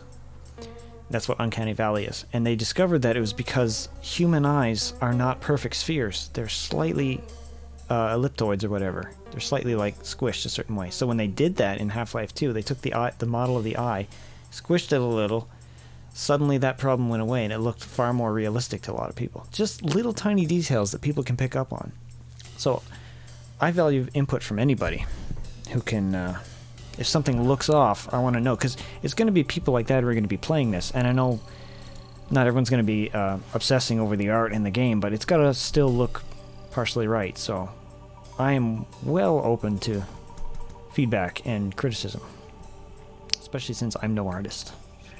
That way, if I combine what I judge as not looking right with what you judge as something's not quite looking right, we can join forces and arrive at the answer easier. And sometimes you get some artists in stream and they can just tell you right off the bat, and that's great. But that's another way to go about it. Gotta say, backseating someone else's art is way easier than kicking my own butt to get to work. This scene is looking good, by the way. Good. Thank you. I think it's looking pretty good now. I almost call this done, I think. I really like the way the final thumbnail looks. Looks like a solid scene. The Polar Express equals Uncanny Valley. Yeah. They got pretty close, but in some ways. What bugged me the most about that movie was the voice actor for the kid with the glasses. Did not sound like an 8-year-old kid at all. And I don't know, Tom Hanks did like half the voices in that movie. Maybe it was him trying to pull off this nerdy kid voice, and he sounded like a 20 or 30-year-old. I could not get past that. I hated his voice. Enjoyed the movie though, it was a fun movie. Yeah, look at that. Not too bad. Oh, the only other thing I want to do is change this outline of the light to match the color of the walls. So I'm going to go back.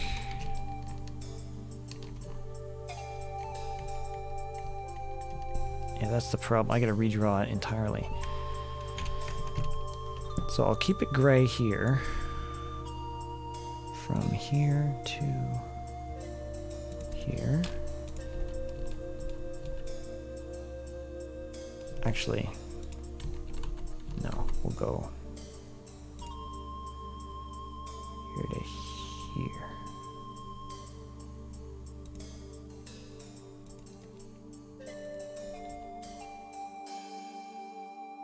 But from here down, it's got to be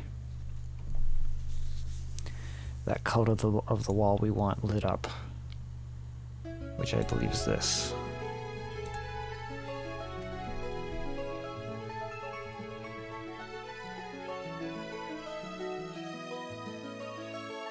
That's a lovely song. Betrayal at Krondor, Gamina. Never played Betrayal at Krondor. I'm sorry to say.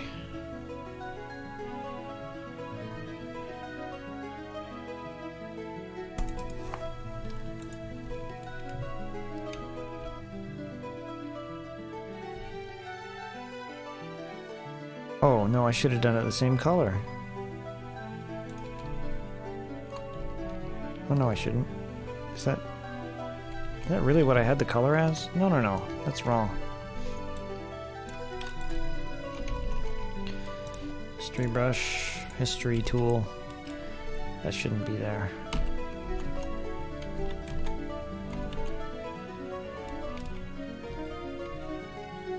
Dang it. Yeah, it's just gray.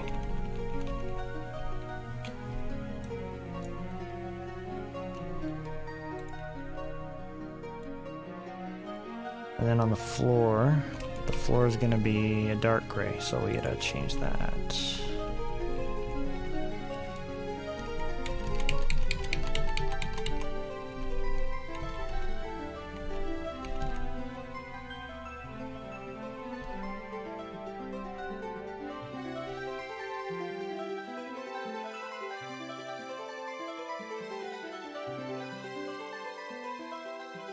Way too whiny, yeah. Oh goodness, for me it was all those kids. Their faces look creepy. Well, yeah, the looks is something different. But the biggest thing that I could ignore that when I watched the movie. The way the kids looked. I'm like, yeah, it's Uncanny Valley. It's just a CGI movie. But the voice was the worst part. I'm like, how did this get through them? How did this get, like, this was a huge budget movie. It was supposed to be this huge big event, and like, touted as one of the best CGI movies ever made at that point. And just the voice was so garbage, I couldn't take it seriously from that kid. Is there going to be anything outside the window? Yeah, I was toying with different colors for that. I tried a light green and yellow dither pattern just to look like bright nature outside. It looks wrong. I tried yellow and white and yellow and gray. It looks too dim. I don't know. I guess I'll settle on a yellow maybe, and then maybe put some hazy silhouettes of trees or something in there. I'll do that right after I fix these light streams, actually.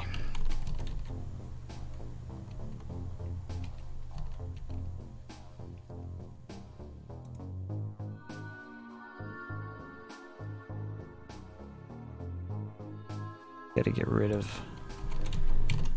this ugly line right there.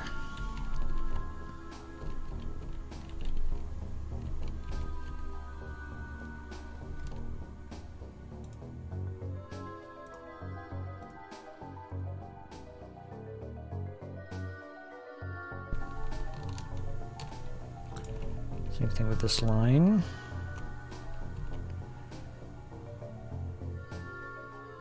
want that instead to be this.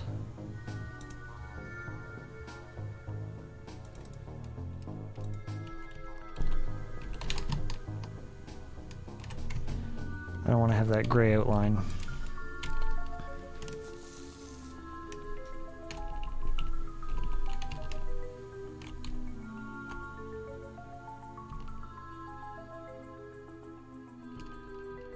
So what color is that? Gray and yellow. I should make that line gray and yellow.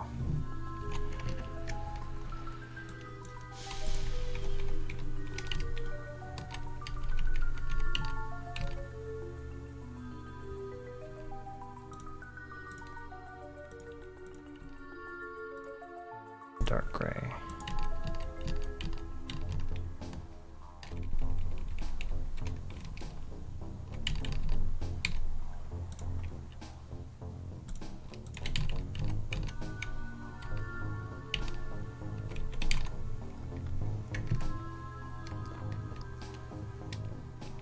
I gotta do the same thing over here.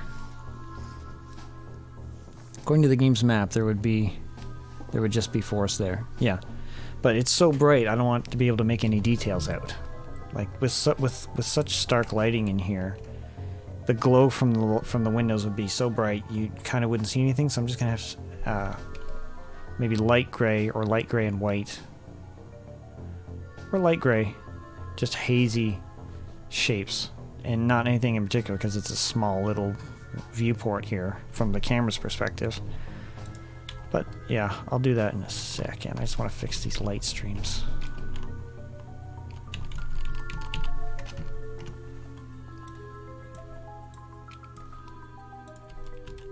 So this just needs a fix like that. And everything else should be fine, well, except for this.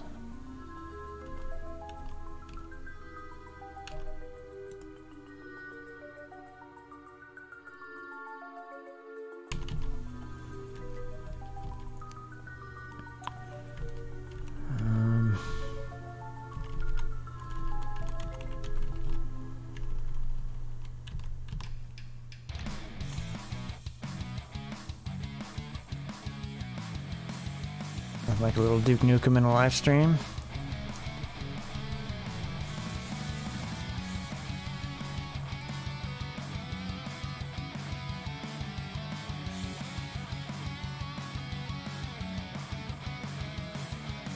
I wrote this one, by the way. This was actually under contract from Voidpoint for a now canceled Duke Nukem 3D port for Android, which is going to have Duke Nukem 3D Atomic Edition, Duke Nukem 64, Duke Nukem Total Meltdown, so the 64 and PlayStation versions of the game. So, and the PlayStation version had a unique episode called Plug and Pray. And then the expansions that were on PC, Nuclear Winter, Caribbean Vacation, and Duke It Out in DC. Those all going to be on the Android. And then Randy Pitchford, Gearbox Software, shut it down.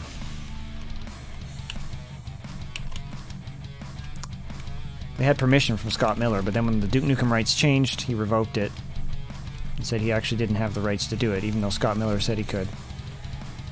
But I got paid a little bit to make it. So that was fun.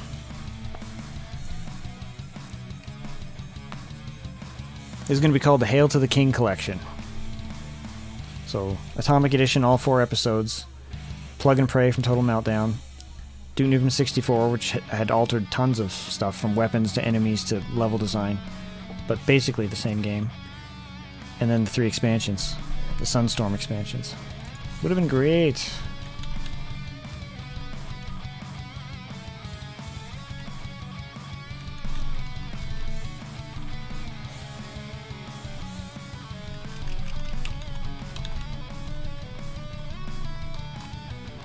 There we go.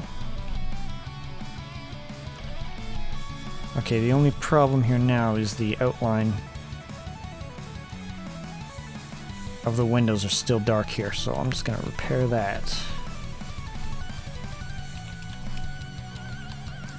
Back to where it's filled in. Okay, right here.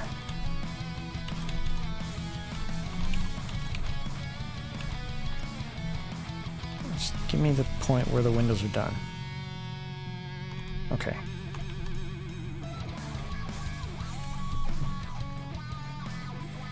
Sometimes there's a scene in a game where I'd love to see different artists give their interpretation from the same base sketch. That's a neat idea. Not necessarily a specific style, but I'd love to see, for instance, what Ben Chandler would do with this sketch. Yeah, that's neat. That's a good idea. I wonder what it would take to get some artist to do that. Do something with this sketch. You could do EGA, you can do CGA, you can do VGA. You could do 3D rendered. I wonder if I could get some people on board just for fun for that. I wouldn't feature it anywhere, obviously. It doesn't fit in this game, but that'd be really cool. I'd love to see that for anything. Okay, so this is about where it's... Okay, this still needs to be filled in. Oh, that never was filled in. Okay, where's this filled?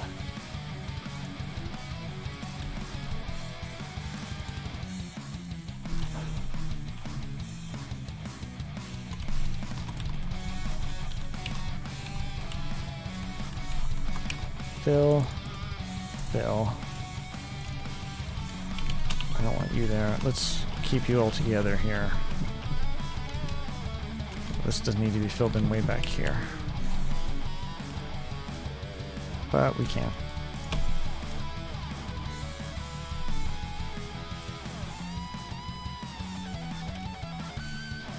Okay, maybe I'll do a dark gray in the light beam.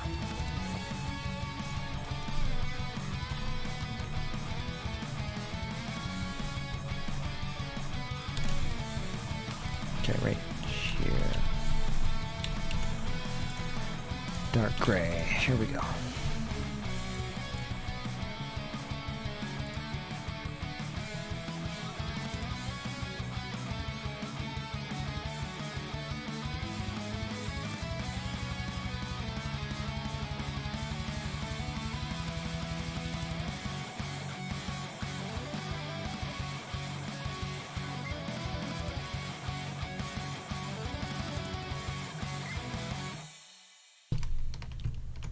Yeah. Do the same thing over here.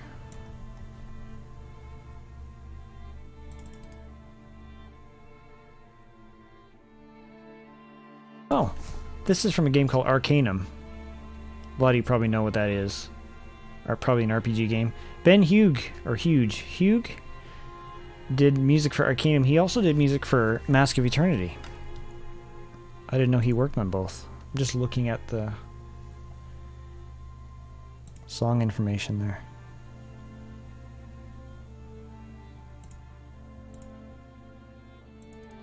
It's pretty neat.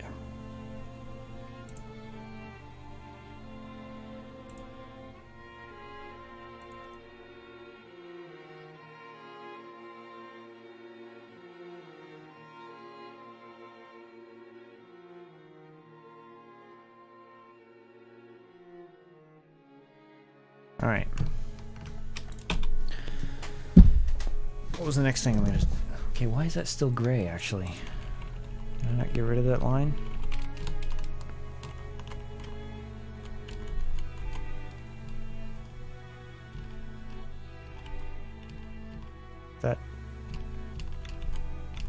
That line shouldn't be gray. That should be this color.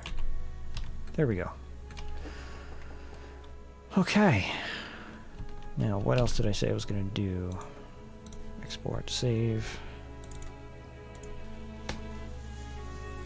Oh yeah, the window. How many total screens is King's Quest 2? It is...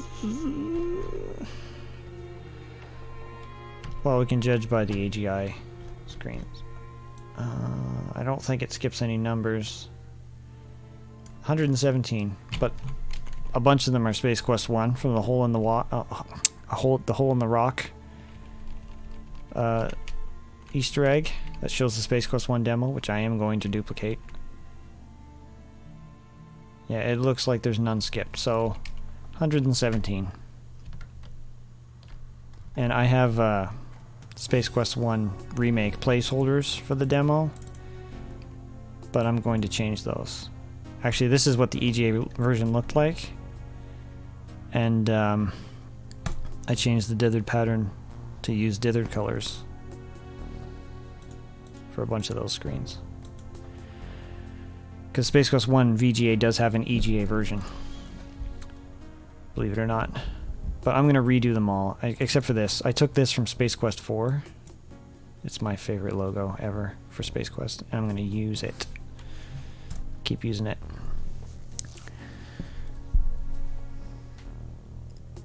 The Land of Kalima has 49 screens, with a few additional ones on top of the mountain, yep. Under the sea, and on the other side of the mountain wall, as well as some interior ones. There's nothing on the other side of the mountain, but on top of the mountain, yes. And then there's the Tower Realm. And then the dwarfs' lair inside the tree, Grandma's house, inside Dracula's castle, the antique shop, Hagatha's cave. There's a water screen. And then the tower itself.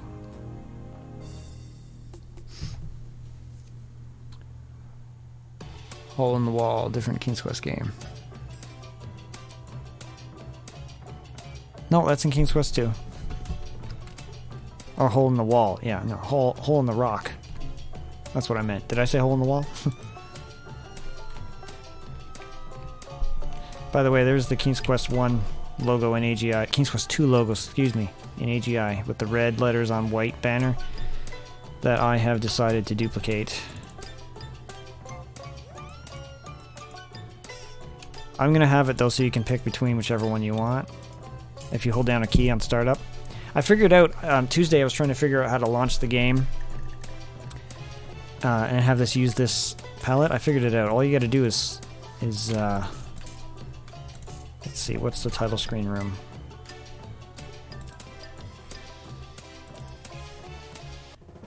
All you got to do right here in the initialization method, the init method, is assign G default palette, whichever palette you want. Let's say we want to go red again. Now it's red. The only problem is when we begin the game, it's going to start using...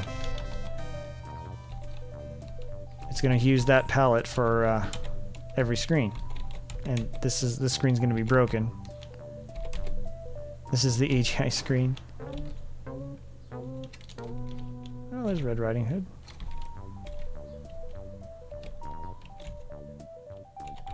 If we don't change it back, it's just going to be a disaster, as you can see. Ah, we're in here now. So, you'd have to change it back, which I will do, but for now...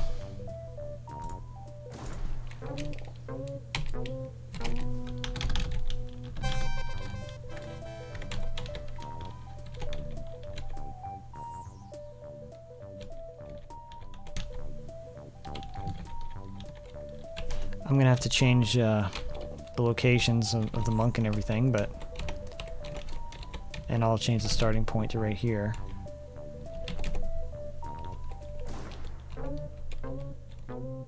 Doesn't look too bad.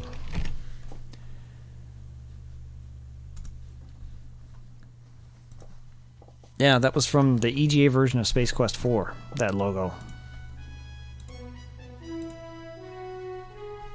Instead of doing the blue color cycle palette Space Quest 4 logo that the VGA versions do, the EGA version just opted to use the classic Space Quest 1 logo, but with the box art font, and it's beautiful.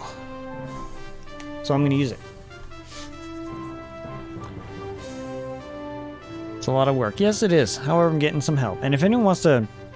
I was kind of saying I'd handle everything myself in the past, but if anyone wants to like try their hand at making one of these screens, go ahead and send it to me. And if it's good, I'll use it.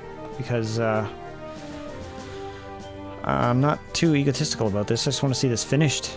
And I'll credit you and everything if you want. So, Slats, if you want to help out with a screen, just pick one. If it's better than one I've already done, I'll use it instead. But there's most of Kalima is still available. I know Deamore is going to take some of the one or maybe a couple, or I don't know what he's planning. Some of the swamp screens.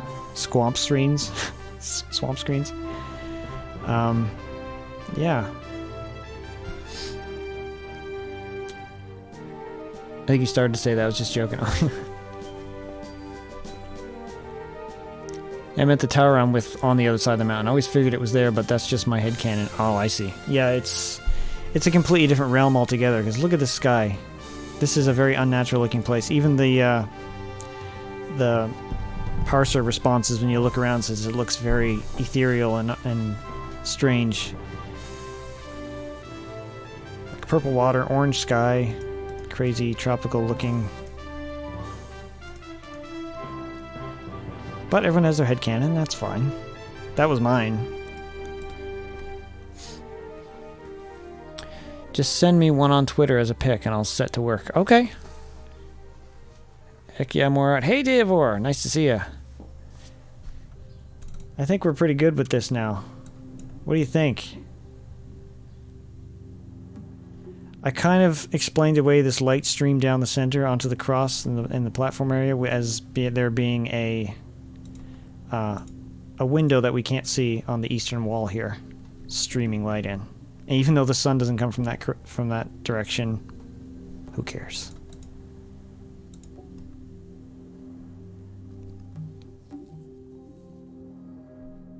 Slow UE5 compile day. Oh, pretty. Thank you. I was going to ask you, I mean, I might try it myself, but what you've got done here on, this. You've got that really nice, dithered, light flickering thing going on around the screen. I'd like to do the same thing around the candle here, just on the fringes of the light glow where it's gonna be. I mean, it probably only needs to be like 2 or 3 frames of animation, maybe 3 or 4. Just a little dithery flickering. I'm gonna try to do that myself first, I guess. It doesn't look that hard, but I think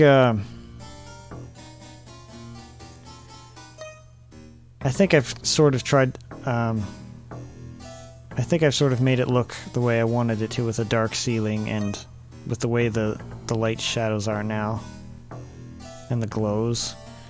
The only thing I've left to do is just these windows. So I tried to do green and yellow. I don't know, maybe with some gray outlines that'll look okay. Like, it's going to be bright and glowy, so you can't make out much from it. But if I just draw...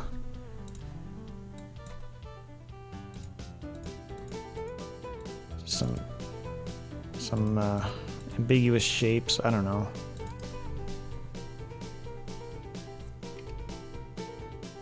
That's actually kind of weird.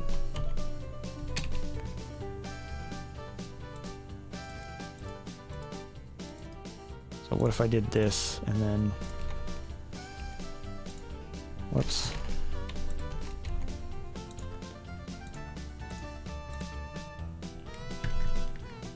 No, that's too weird.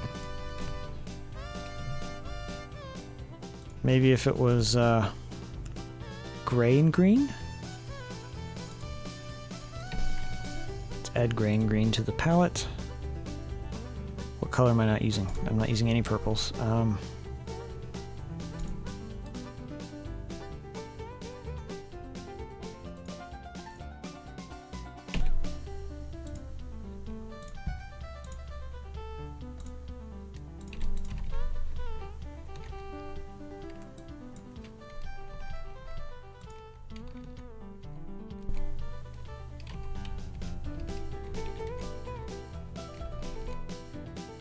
Let's see here. I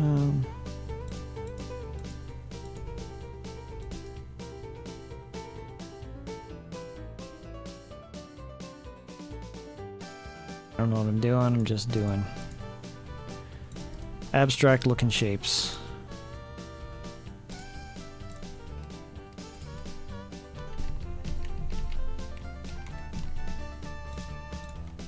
Oh, something like that.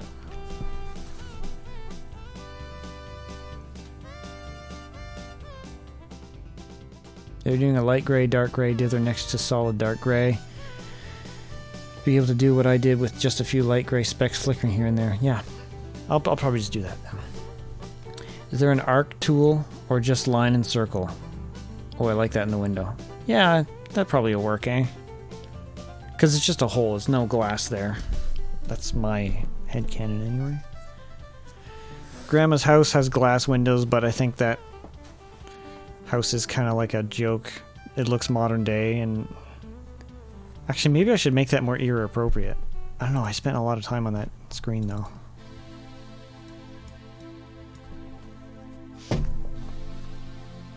If I were to make this look more like a cottage, I don't know, I'll probably just keep it. Like, what I'd have to change would be the windows. And the siding, and the roof would be like hay or something. If I wanted to make it era appropriate. I don't know. I spent a lot of time in this. I think I'll just leave it. The antique shop, though, I want to make more era appropriate.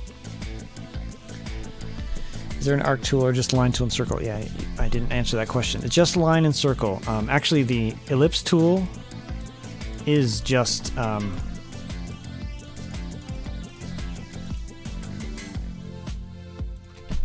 wow.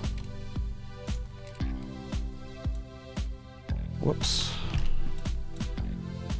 This is technically just the line tool. Circle. I don't think... maybe it does have it then. I thought SCI didn't have a circle tool.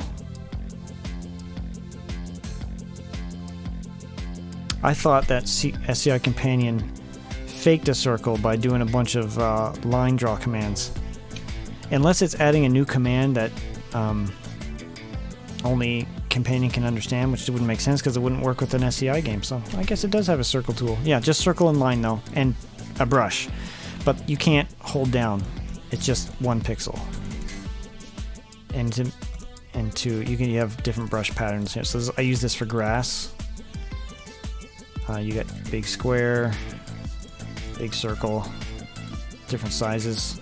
These are random patterns of different sizes. But you can't hold down and drag. It's just a one-off.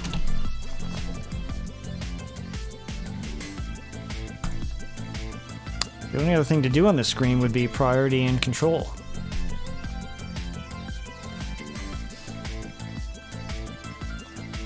More thatched, yeah.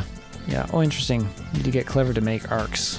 Yeah, everything's hand-drawn. It'd be nice if Companion had some kind of a Bezier tool to, and just faked it with a bunch of different an algorithm or formula and programming with a bunch of different line draw commands to get what you needed.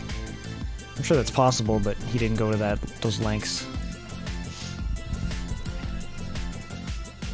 I was debating whether to get rid of these first pews on either side, the first row of pews, to make more space up here to see, and make like a table for a communion or something, because I know the original screen has a table here.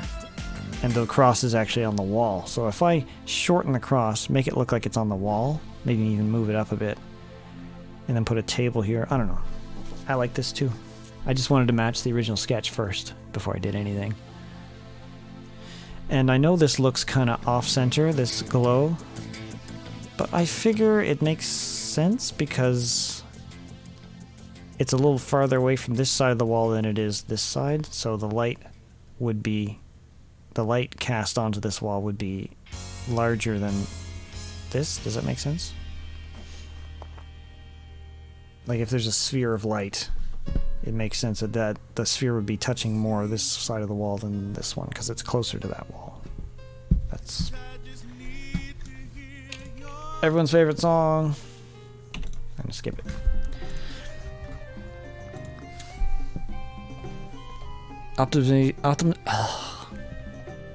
Optimization with these commands is an interesting puzzle.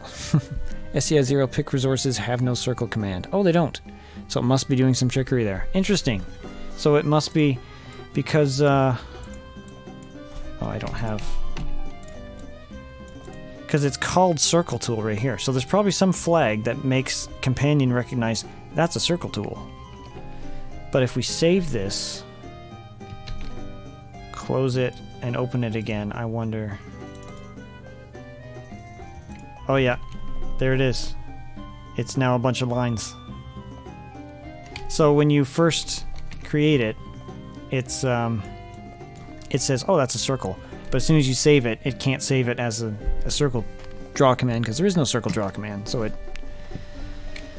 gets converted down to, or maybe that's all what it was, but before you close it, companion knows, yeah, that was a circle.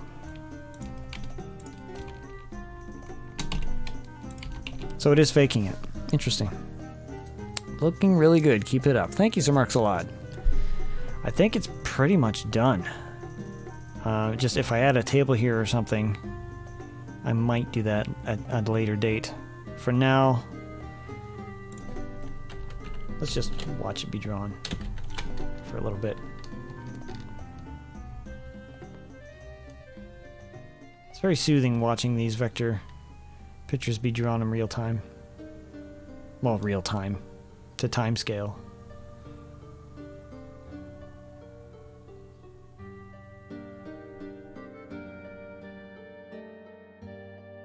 Also, there are more details to add, I should say.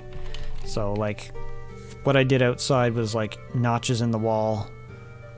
I'll probably do the same thing on the inside. And, on the wood, could have some wood lines going there. Let's do just a bit of that right now. So, on the bright lit up walls, we got a bit of this going on. I don't know. Put it right down there, and then continue it with, on the outside I have just gray. So let's continue with gray. As if it's continuing.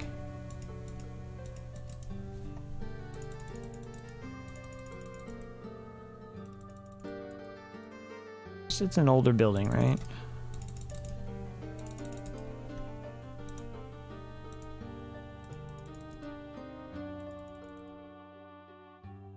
Maybe we'll have some dark gray.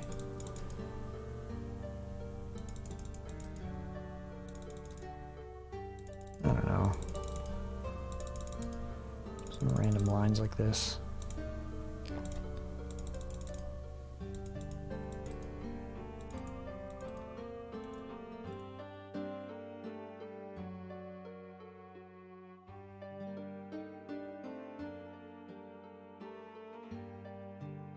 What if we do something like that? Will that show up too much? Should I leave that all black? Maybe it's a bit of reflected light off of something? Just a couple? Or should it be blue like this? If I do black and blue instead. Have a great day. Thanks, Sir Marks a lot. So what's up with the tower screens? Is that like another continent or something? I think it's a completely different realm. It's not Earth. It's another dimension. That's my interpretation. I don't think the game really explains what it is. It looks unnatural in the descriptions and things.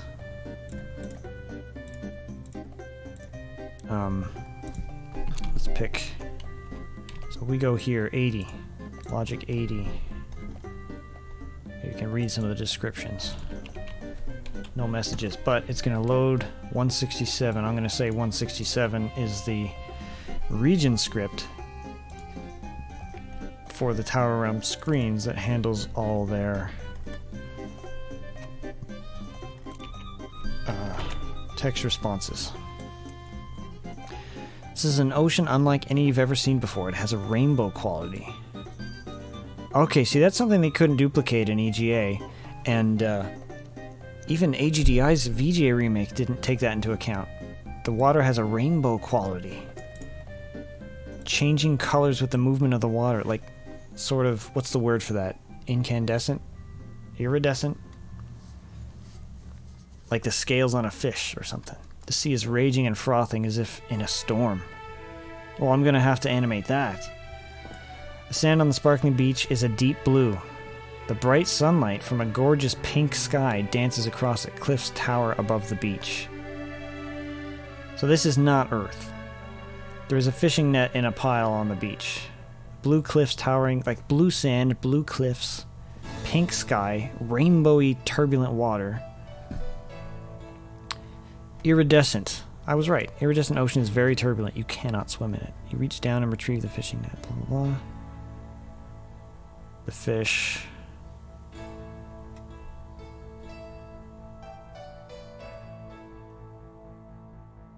And everything else is about the fish. So, yeah. I think it's another realm, judging from that. You could dither cycle it. Not in SCI 0, I'm afraid. Unless it was all an animation with views, like sprites. But you can't color cycle, palette cycle in EGA in SCI 0. Like you can in SCI 1 and VGA. But that would be cool, eh? I know you're the one who did that before, right? With the color cycling water in the forest in EGA, which is really nice. It has to be views, yeah. Yeah, when I get there, that's going to be an interesting... I'd like to really do that realm justice. Alright, so... No, don't change. Let's see here. A little more details. Okay. Let's say on the floor as well, eh?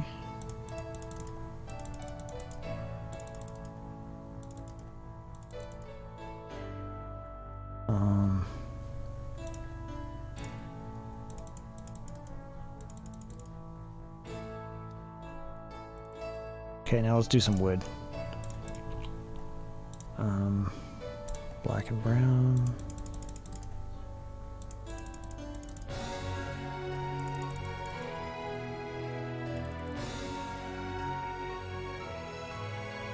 Green looking stuff here.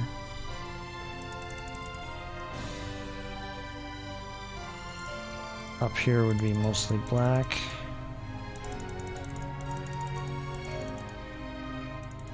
Is this drawing too much attention to it again?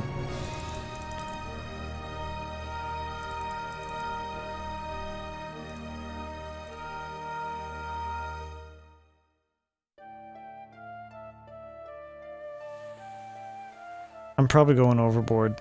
The screen looks messy now. I tend to do that. I'll take something that looks nice and clean and then just dirty it right up. Like look how much mess I've got on these trees. What's a good one that I just totally destroyed? Look at this one. I mean, this is in the shade, so I guess it makes more sense, but look at all that. If I turn off the dithering, or disable the dithering, I should say, it's just a bunch of black lines all over the place. I don't know if I go overboard or not. The optimal thing would be to like export a 3D model's normal map per frame and have a 1-to-1 ratio of normal color to fill color. You could make the squiggles look like cracks or bricks.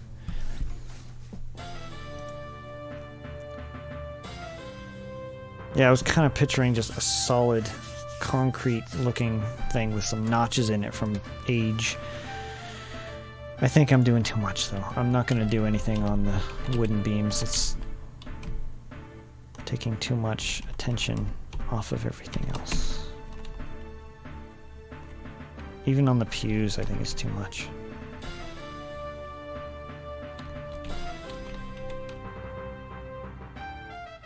And I don't need so much on the walls.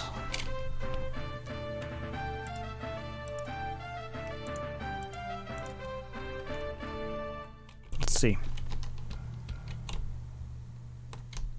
I just need a couple, so get rid of that.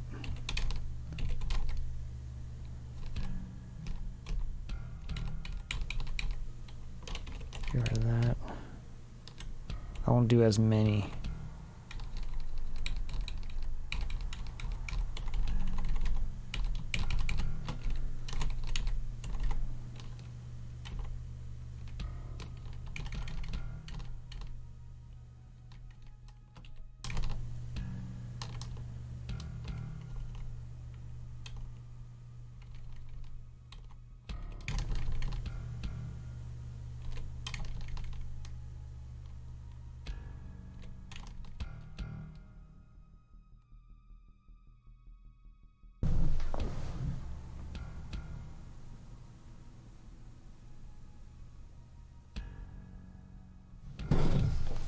The optimal thing, yeah, I already said that. Already read that. You could make squiggles. Typically, things in the shade have less details. Yeah, I'm not gonna... That's probably why it looks so messy. Everything in the shade, I'm gonna... Maybe only the light is what's exposing.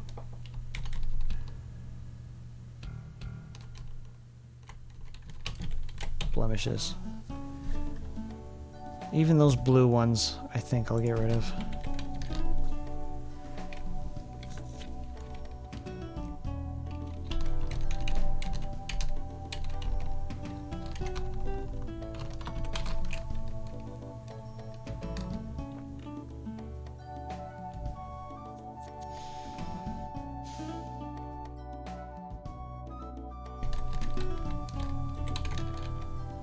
A little more bearable. I don't need to go overboard. That's my problem. I don't know when to quit. Now let's say goodbye to this once and for all. Now we've got a new one.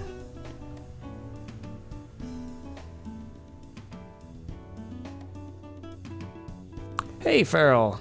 Farrell the Farrell, nice to see you. The large blemish to the left of the right window is perfect. This one here?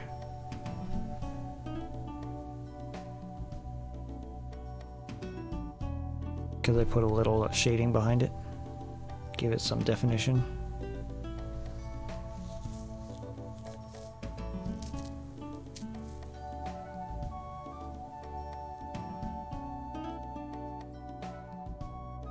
I notice we're portrait buddies and the corruption within our portraits hanging just one screen away from each other.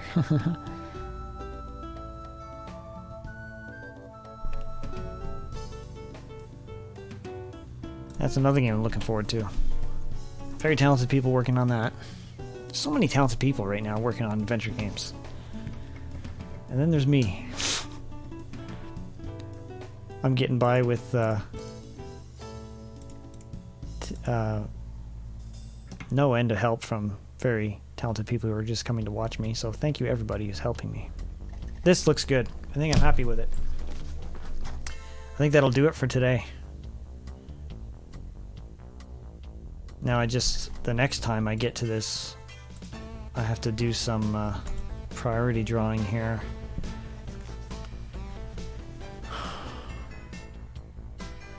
I have to do some clever prioritizing. I wish I could move these colors around, these priority bands around like you can in SCI 1, but they're fixed in SCI 0. So everything that's walked behind has to be on these lines. Which I didn't take into account when I drew this, so I think I'm just going to make all of these pews white, so that's one thing I can do right off the bat. They're one of the first things I drew, so... Priority white.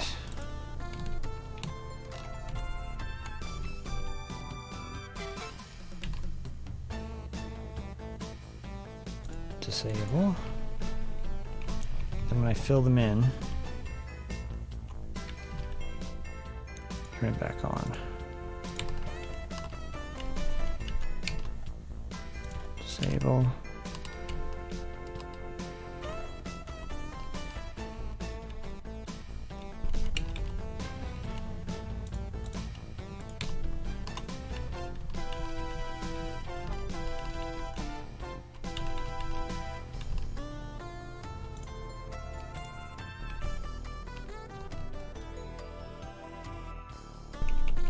So the last flood fill, these guys. 1, 2, 3, 4, 5, and turn it off. Now we've got white pews here. Put Graham in, we see that he's behind the screen, the pews.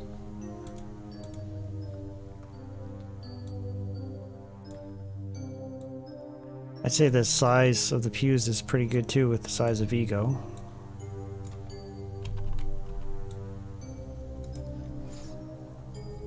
I love this community too. I'd love to have your super talent on my product. Don't sell yourself short. I can do music. Anything else, I'm just hobbying right now and seeing if I can do it. I'm getting by. This is from no small thanks to the help from people giving me tips and tricks with this. And the actual outline and sketch I didn't even do. Somebody else did that for me. So I'm just colorizing it really in SCI.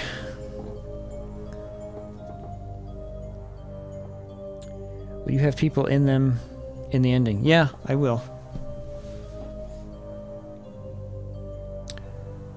It's good to know those Y values are fixed. Yeah. Unlike SCI and AGS too, I guess, you can move them around.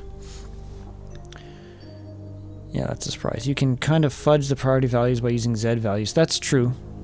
That's true. I use that so a character could climb up behind a hill, then walk on it. That's something King's Quest 1 did, and something I was trying to duplicate on this screen. For when you walk over this hill here, walk over and then down, or in the distance in the horizon, walk over and then as if you're walking up over the hill and then down behind it. That's all done with Z values. Actually, in King's Quest 1, I don't think it's done with Z values. I think it's done with once you go walk on a certain control color, which is where the horizon would be, it detects when you're on it, and then when you get off of it again, and then starts moving you downward and reversing your Y direction, and changes your priority. It changes your priority. It doesn't use the Z value. Not in King's Quest 1 anyway. That's certainly one way to do it. Probably the better way, really. Space Quest 3 did it too. When you're on Fleabut and walking over the dunes. King's Quest 5 does it.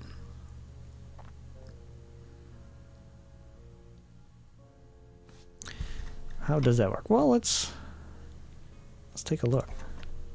So, King's Quest 1. Let's see a screen that does that. Probably this one here. Yeah.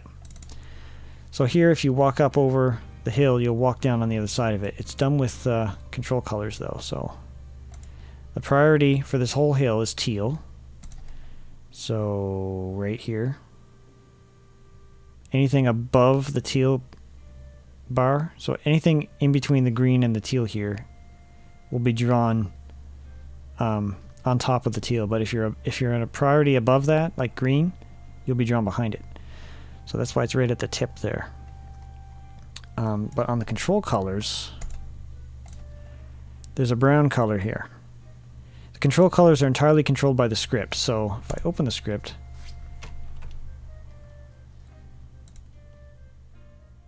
climb back hill, there's a whole script that handles this.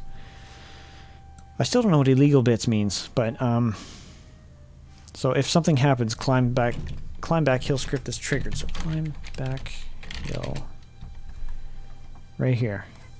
It's in the init method. Oh no, this is a different method. The do it method, right. So this checks every game cycle. So condition is an if statement between multiple comparisons. So if script is not global 130 and script is the do it method and all this stuff. Okay, whoops. So here. And if GEgo script is not, which means if there's not a script associated with GEgo, I guess, right now, and GEgo, which is Graham, is on control color 1, and it's this color.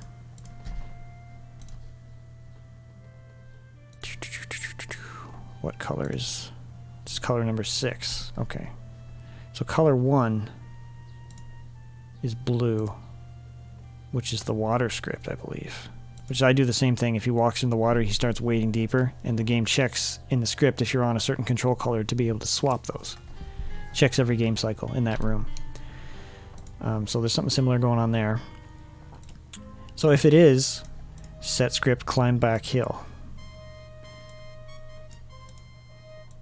On control. Okay, this is the color here. It's a bit flag. 2040. Those are the colors.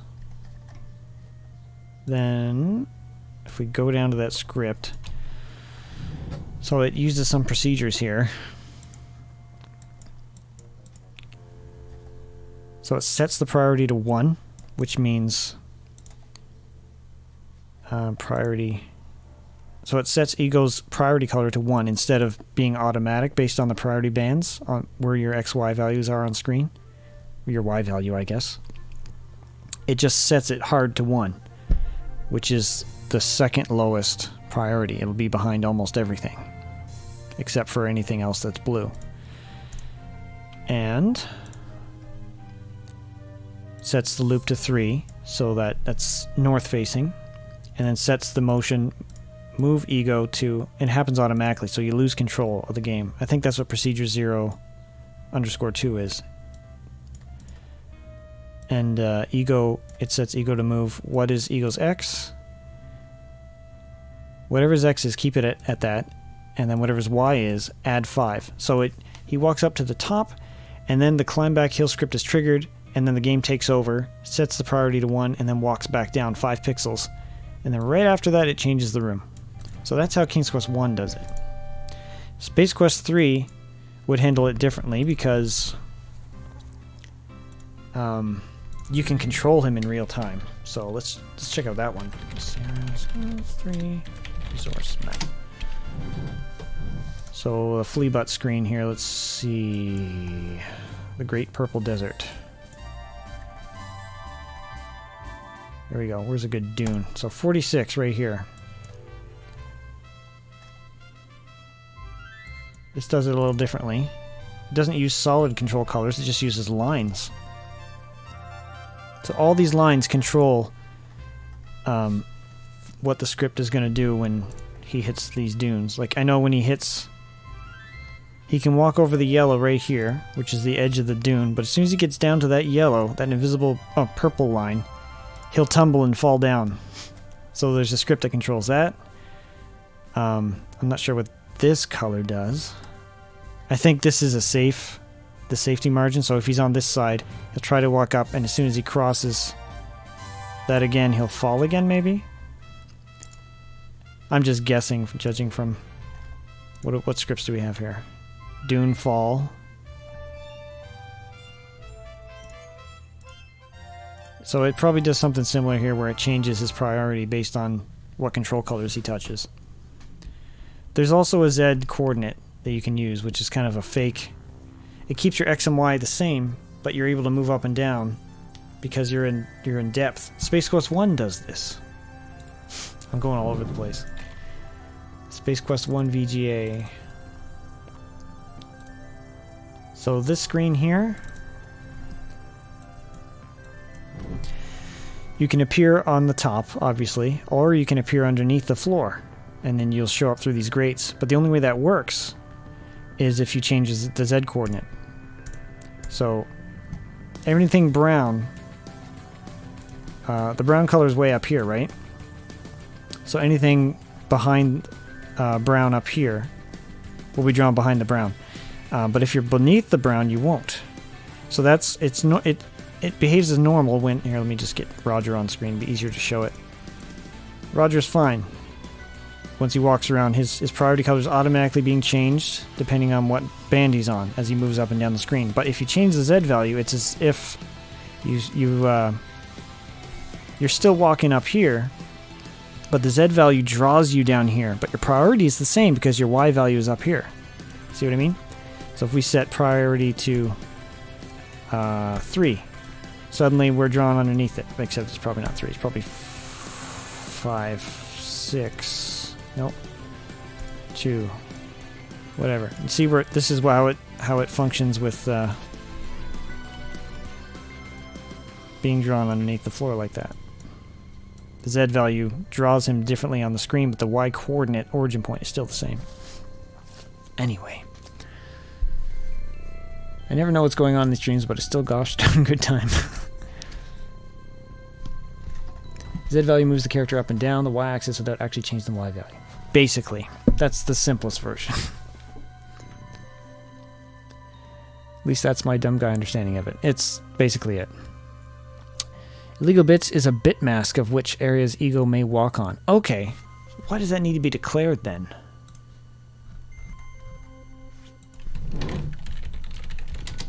Because doesn't it... There's no illegal bits in this game, but... Why would it need to declare the illegal bits when it handles that automatically. I guess... Oh, you know what it probably is? It's probably setting whether it's observing control lines or not. I know in the template game there's a more English-friendly function or variable name for that. But that's like the programming language version of it, maybe? I feel that way a lot too. I'm an amateur when it comes to programming. Yeah, me too. I've grown to understand some things over time in very convoluted ways. Shake my head, coding complex stuff when I could have just called do it this whole time. Yeah. There's 3 very important methods to every room in an SCI game. One is the init method, which is initialization. This happens when the room is first initialized. When you first walk into a room, it does a bunch of things once. The do it method is a method that's checked every single game cycle, and it's checking for things. If something happens, then do this. And then there's the change state method, which is states that you can queue on demand. Those are the 3 big methods on each room. Setting it to 0 means Eagle's movement is not constrained in any way. Yeah. It's simply part of the actor class. By default, it is hex 8000, which means you cannot walk on control value 15. Right. Yeah, and all those values are set in game.sh, which is a header file, and it defines all these. So here's a bunch for menu buttons, it looks like. Menu functions. And they're all bit flags too, but they're given defined names to make it easier to program with. SCI.sh probably has them actually. So all the colors, there's all the colors, resource types. Let's see here. And here's the colors right here. So control color black is 0001. Control color blue is 0200. Silver is 0080, and so on. And there's a bunch more to handle how the screens are drawn. You can do the checkerboard pattern, or you can slide it. No, you actually can't do that in this version of SCI, but I want that's only in SCI 01, where screens can scroll. You can have a screen wipe from any direction. You can have it kind of like a zoom effect, or zoom in or out effect type of thing. Edge to center, or center to edge. And then these are flags, DP clear or no clear. It clears the screen before drawing the new screen. So you can have it draw the new screen on top of the old one, or clear the old one first, then draw the new one. Tons of stuff. It's all defined here. All the event types, mouse button, keyboard, special keys, right shift, left shift. Very helpful when you're programming. Well, do it is like the update method. Yes. Or tick. That's exactly right. I'm glad they had started actually ordering audio talent by the time Colonel's Bequest came out. Yeah. So weird they didn't figure that out for voice talent for King's Quest 5. Actually hiring. Oh, I see. Yeah. So, well, let's save it. So that's how we'll get a bit of... All we need really is priority for these pews, and then that's it. Maybe I'll just do that. So I'm going a little longer today, but let's see if I can match up some. So the thing is, if I make a certain pew a certain color, actually, you know what? I could just make all these pews the same color, because I'm never going to be inside the pews. No, I should do different colors, because at the end in the wedding, there's going to be people sitting in these pews. Even if there's a control line pathway where I won't be able to walk into there, I'll be drawing views in there, so they need to be in between the pews, so to speak. So they can't be all the same color. So, for example, if this pew is orange, I can't walk above this line until I get to here, because if I do, I'll be drawn on top. I'll be drawn behind the pew, which I don't want. But I think that's a safe bet if I make this pew orange. Let's try that. Pew orange. And then this pew.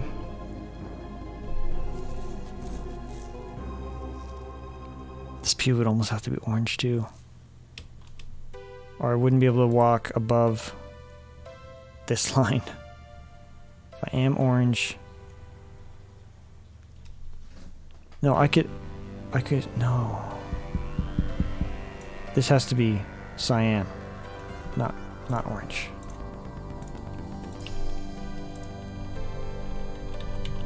This pew has to be orange.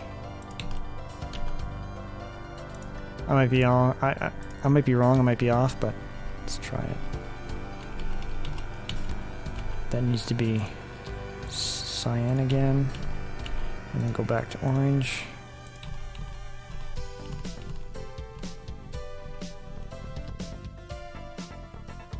And then this one should be purple. Could probably do this pretty quick. And that should be orange. And then purple again. And then that one should be yellow, I suppose.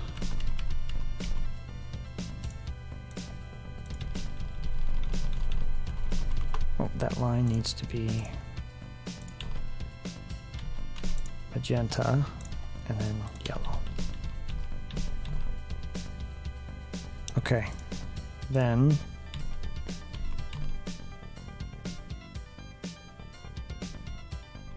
turn off priority for now until we start filling in colors. Or you could draw half people. Yeah.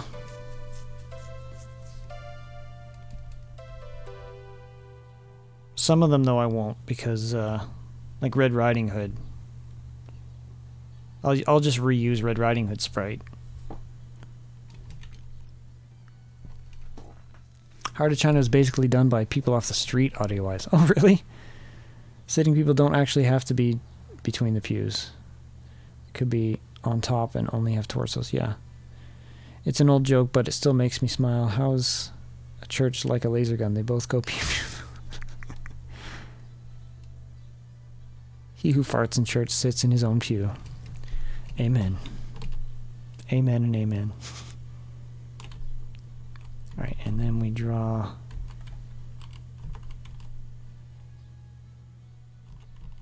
Okay, that pew is... That's a quiet song.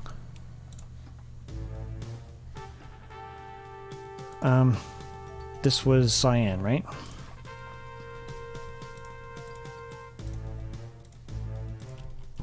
And then this one is orange. This one is magenta. This one is yellow. Oh no, there's no yellow yet. So we go back to cyan, orange, magenta, and then we go yellow.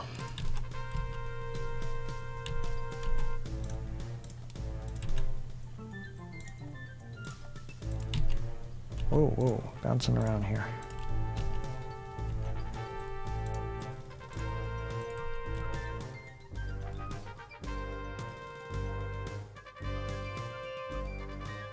Where are all these fills coming from? 295 to 129.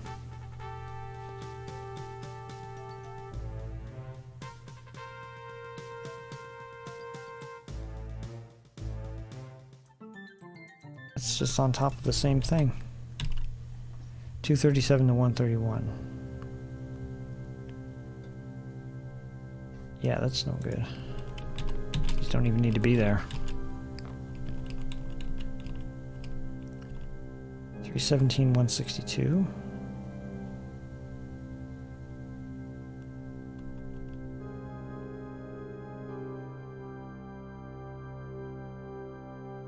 Doesn't even need to be there either. Okay.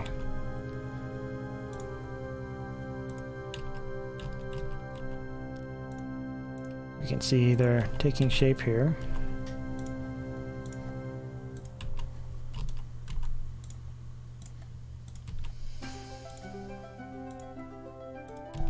Whoops, wrong color.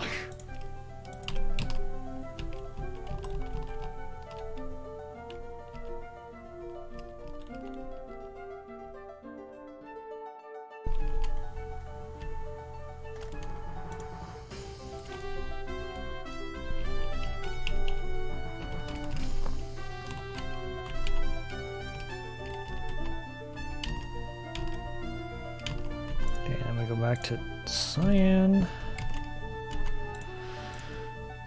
Orange. I call it orange. It's kind of a salmon pink color. I don't know what you call it.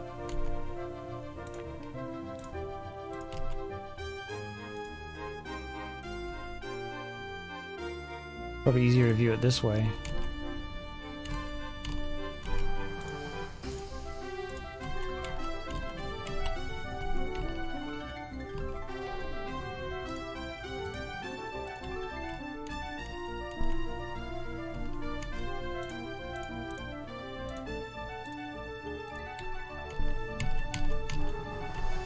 And then magenta.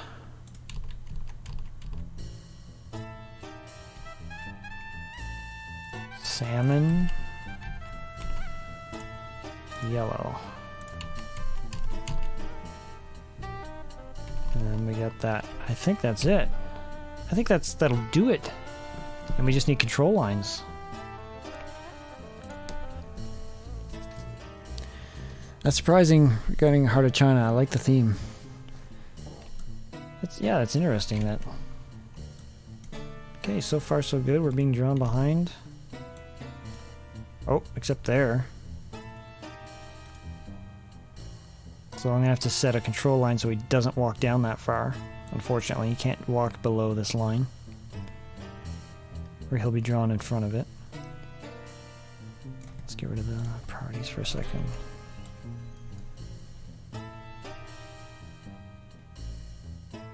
Alright, let's do the control line real quick.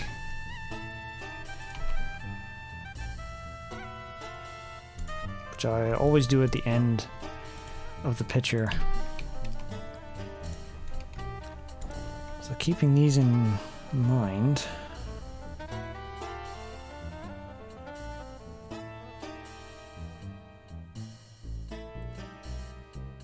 Let's zoom in.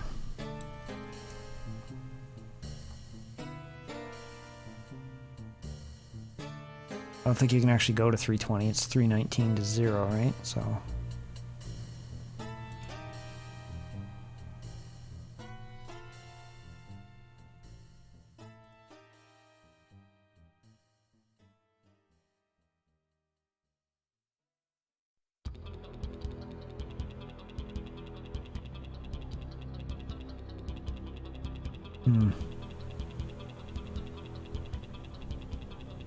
This is another thing. It might be annoying trying to walk down here.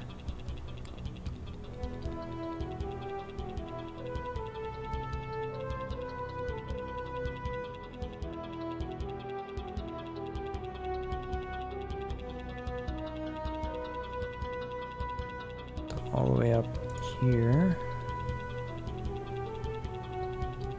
Let's say cut it off there. We don't need to walk very far in this room.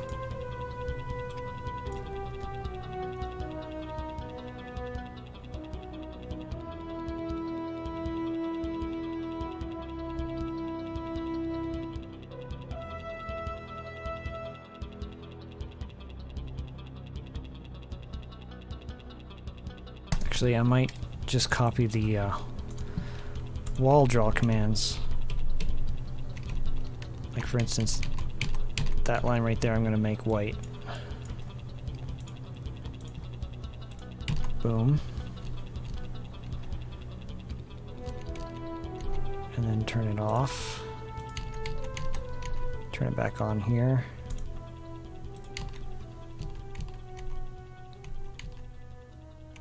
And turn it off. And once we get to the draw commands for the wall, lovely track. That's the Razier Hotel, I think. It's great. Since there's nowhere else to walk, maybe just make it a scripted event. That's an option. I don't like removing control from the player, though, if I don't have to. Might end up being possible. We'll see. Might having to be necessary is what I was trying to say.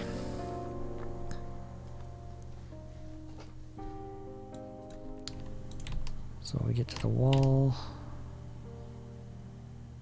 Okay, right there.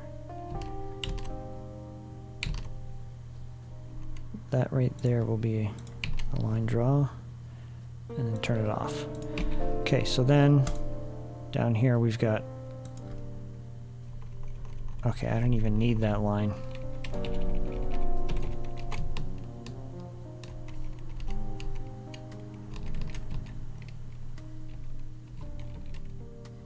Yeah, that's good enough.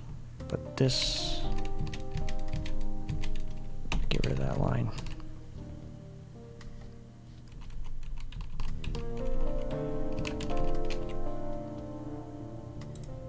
Let's go straight up.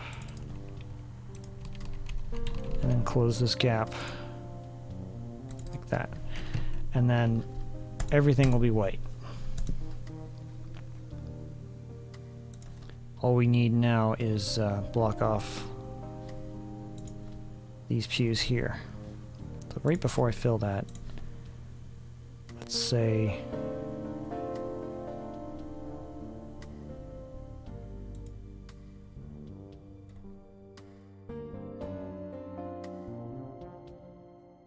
let's look on the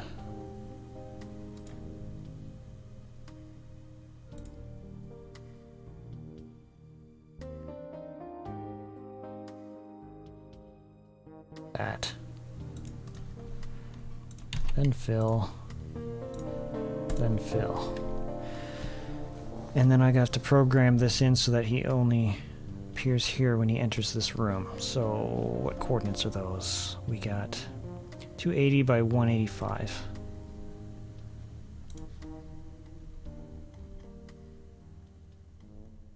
The init method puts him at 80 by 185. Loop 0, loop 1 we want. Coming in from the side. Alright, let's try it.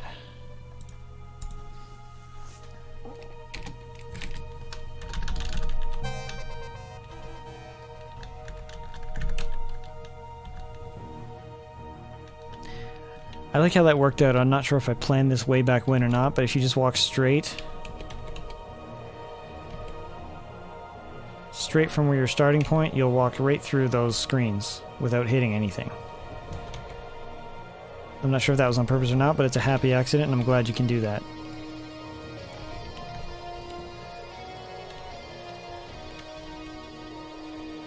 And there we are. Alright, let's try walking around a bit. Okay.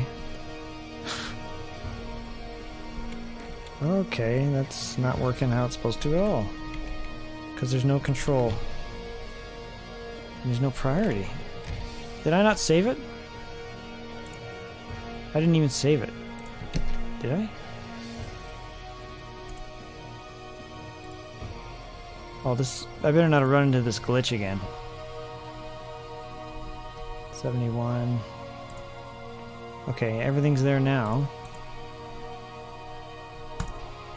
Maybe I didn't save it. Let's try it.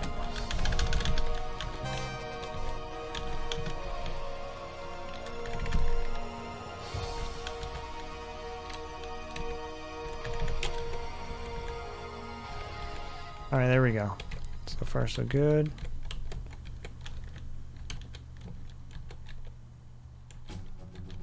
See, I can't walk any lower than this, any higher than this, even though it makes sense that it could, because that's where the priority line ends and I'd be drawn on top of the pew.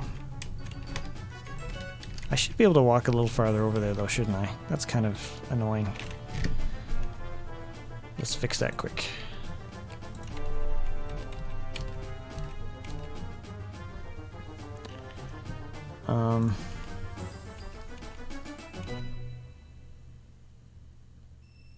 Start the line.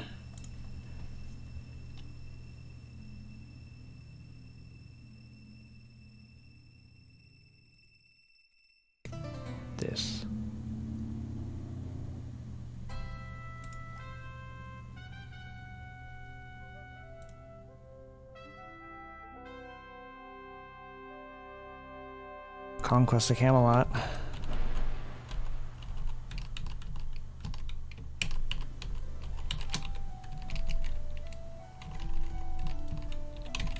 Alright, how about that? Let's just go teleport to room 7. Oh, I went too far. Room 6.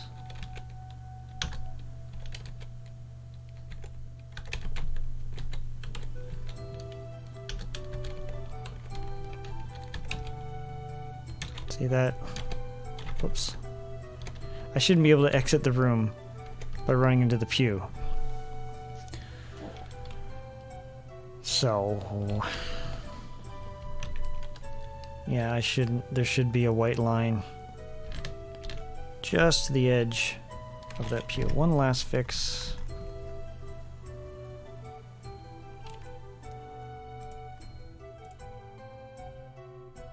Right there. That should do it. It should actually do it. I love Conquest of Camelot too. Oh, right in front of the door. Look at that. That's perfect. Alright. Oh, it's still... it's ignoring it. The line is there, but he's ignoring it. Maybe I'll make the line bigger.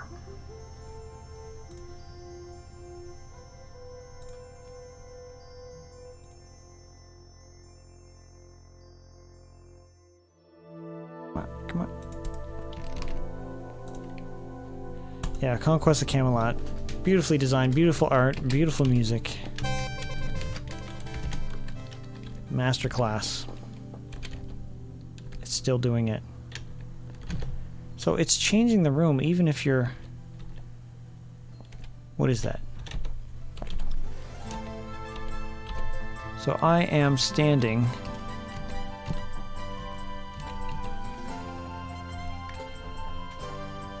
1, 2, 3, 4 pixels. If I go down 1, he leaves. I'm gonna have to make this 4 lines long. That's a very narrow entry point there. Maybe I'll make him appear right... yeah, I don't want this to be irritating. Another thing I could do is when he touches, if I do...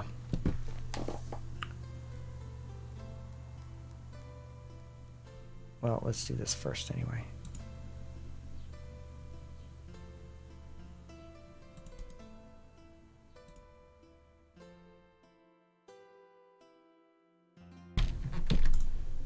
Okay. Whoops, whoops. Crash. Crash and burn. 6. Alright, now he won't go down. That's good. But we'll be getting in and out of here be annoying.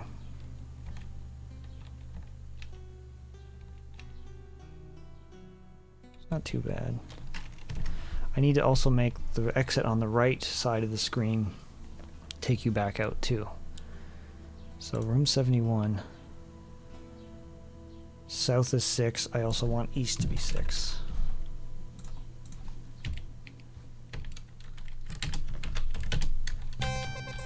That way, if I go right or down, he'll still exit.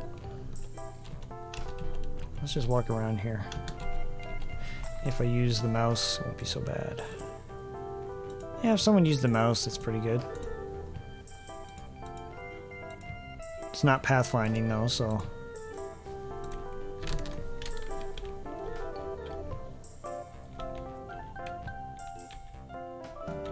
I gotta move that monk. And now we can walk sort of over here. In a way that makes sense.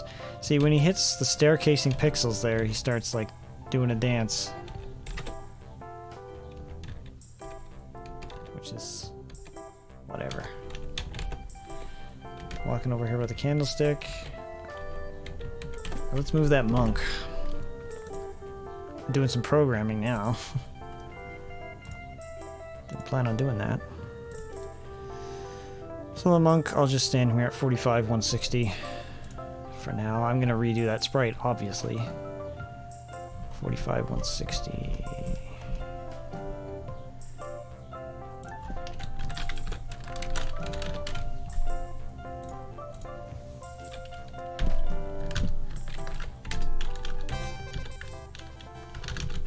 There he is.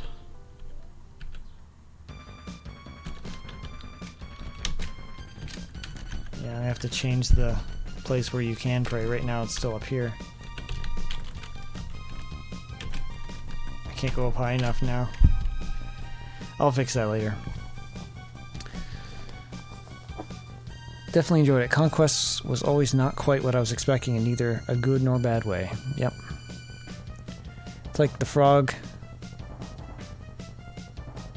fractions of adventure games. What's frog fractions? Can you perhaps disable the south border entirely and only switch rooms when hitting a control line that you draw where the door is? Yeah. That's another idea. Or keep the east wall. Let's try that quick. So if I replace 71.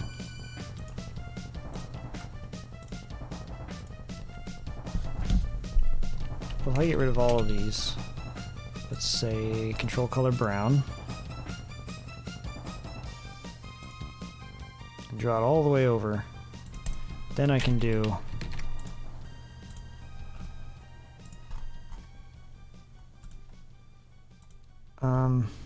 I just want to... Oh no, that's in the water region script. Water region. Water region. Just gotta copy the code again. I do this too much, but... If ego is on control colored green. And this will go in the do it method. Right here.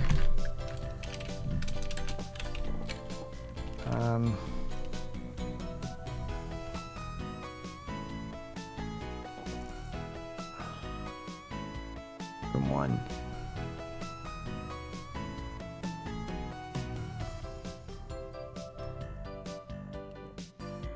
Okay, so I got it here. If ego's on purple, send... Okay, that's the code. Don't remember all the code. New room 6. And then we'll disable the southbound. Oops. Rebuild. What does that do?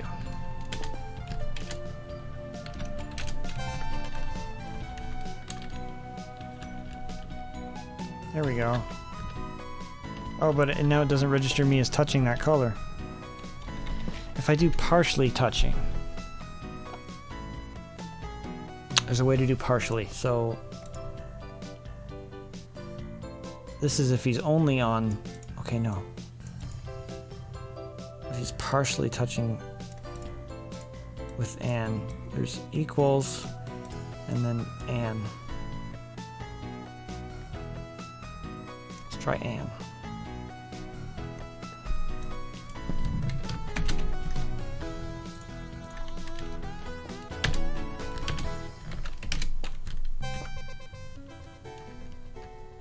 Nope.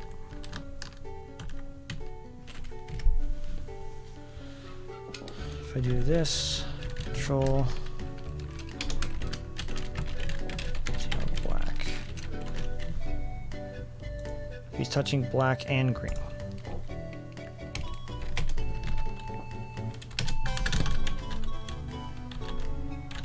That doesn't work either. I guess SCI doesn't deal with single lines very well. Oh. Let's just pretend nobody saw that.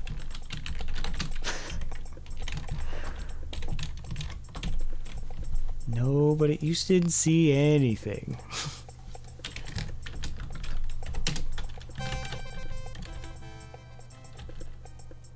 Nope, that doesn't work either.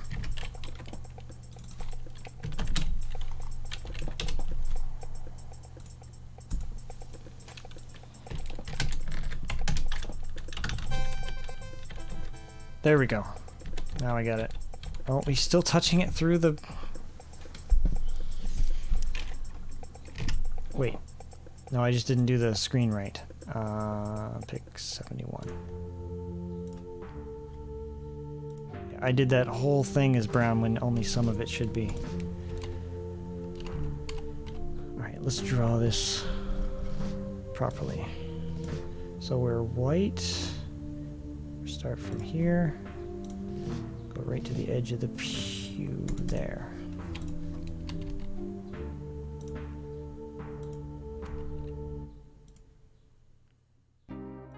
There.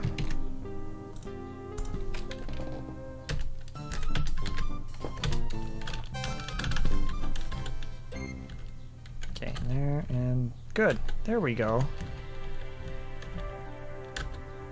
Another lovely Space Quest 6 theme. Ooh, his hat is kind of going on top of the door frame there.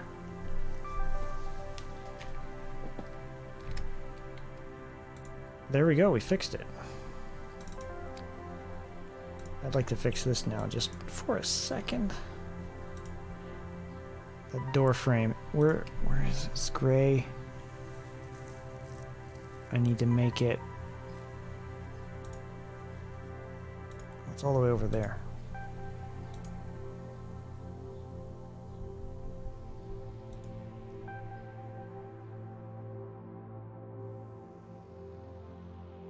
Blue. Make that door frame a little bit blue there.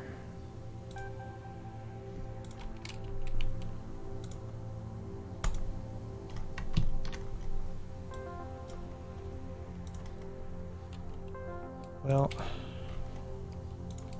I find where I drew that.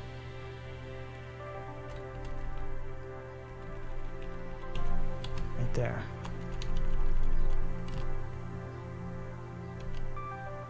Set that to blue. Turn it off there.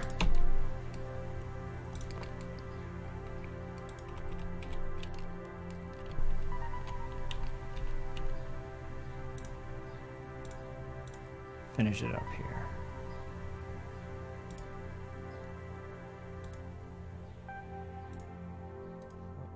Whoop, too far across.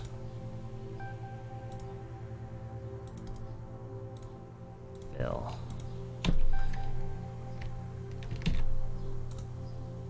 All right.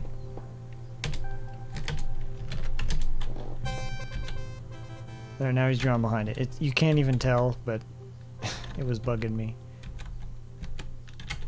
Now, for the fraction of a second he walks into there, his head will be behind under the door frame. And sign is for partial. Yeah. Ah. That's perfect music. We finished.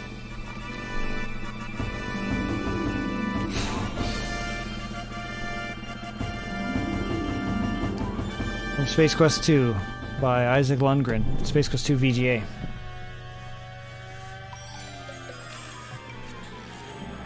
I think that might have been an unused theme.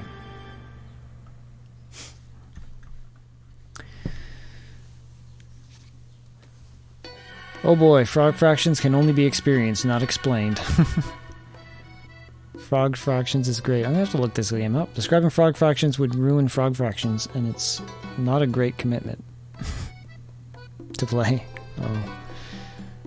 We should just stream frog fractions for 20 minutes. Maybe someday. It's just the wrong color. I believe the end sign is for partial. Yep, well done. Yes.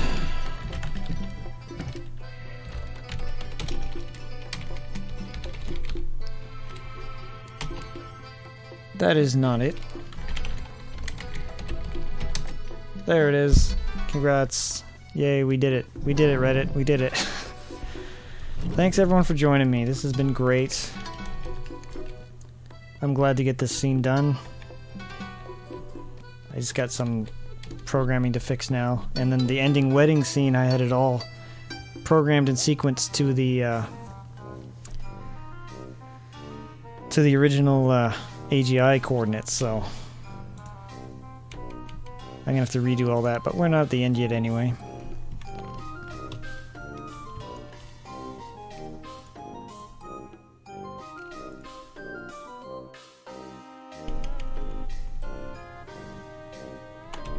I see something I don't like. That line has to be this color. Nope, it has to be this color.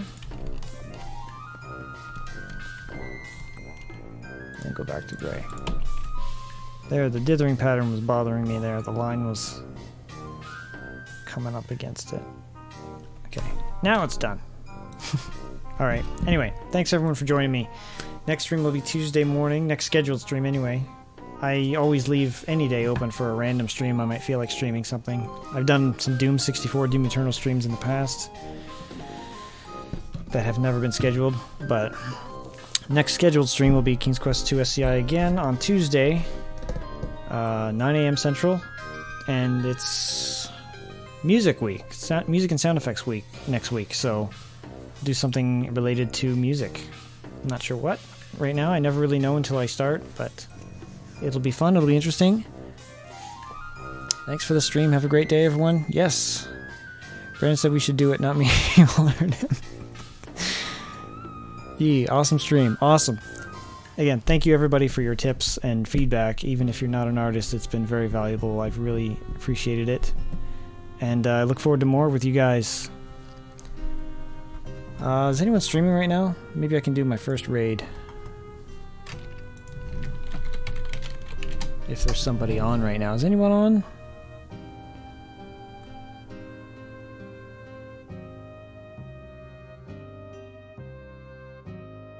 I don't think so. Well, we'll check out next time. Nobody I know. I'd like to raid somebody I know for my first raid. Okay. Alright, I'm really going to sign off this time. See you guys Tuesday, if not sooner. Thanks for joining me. Later.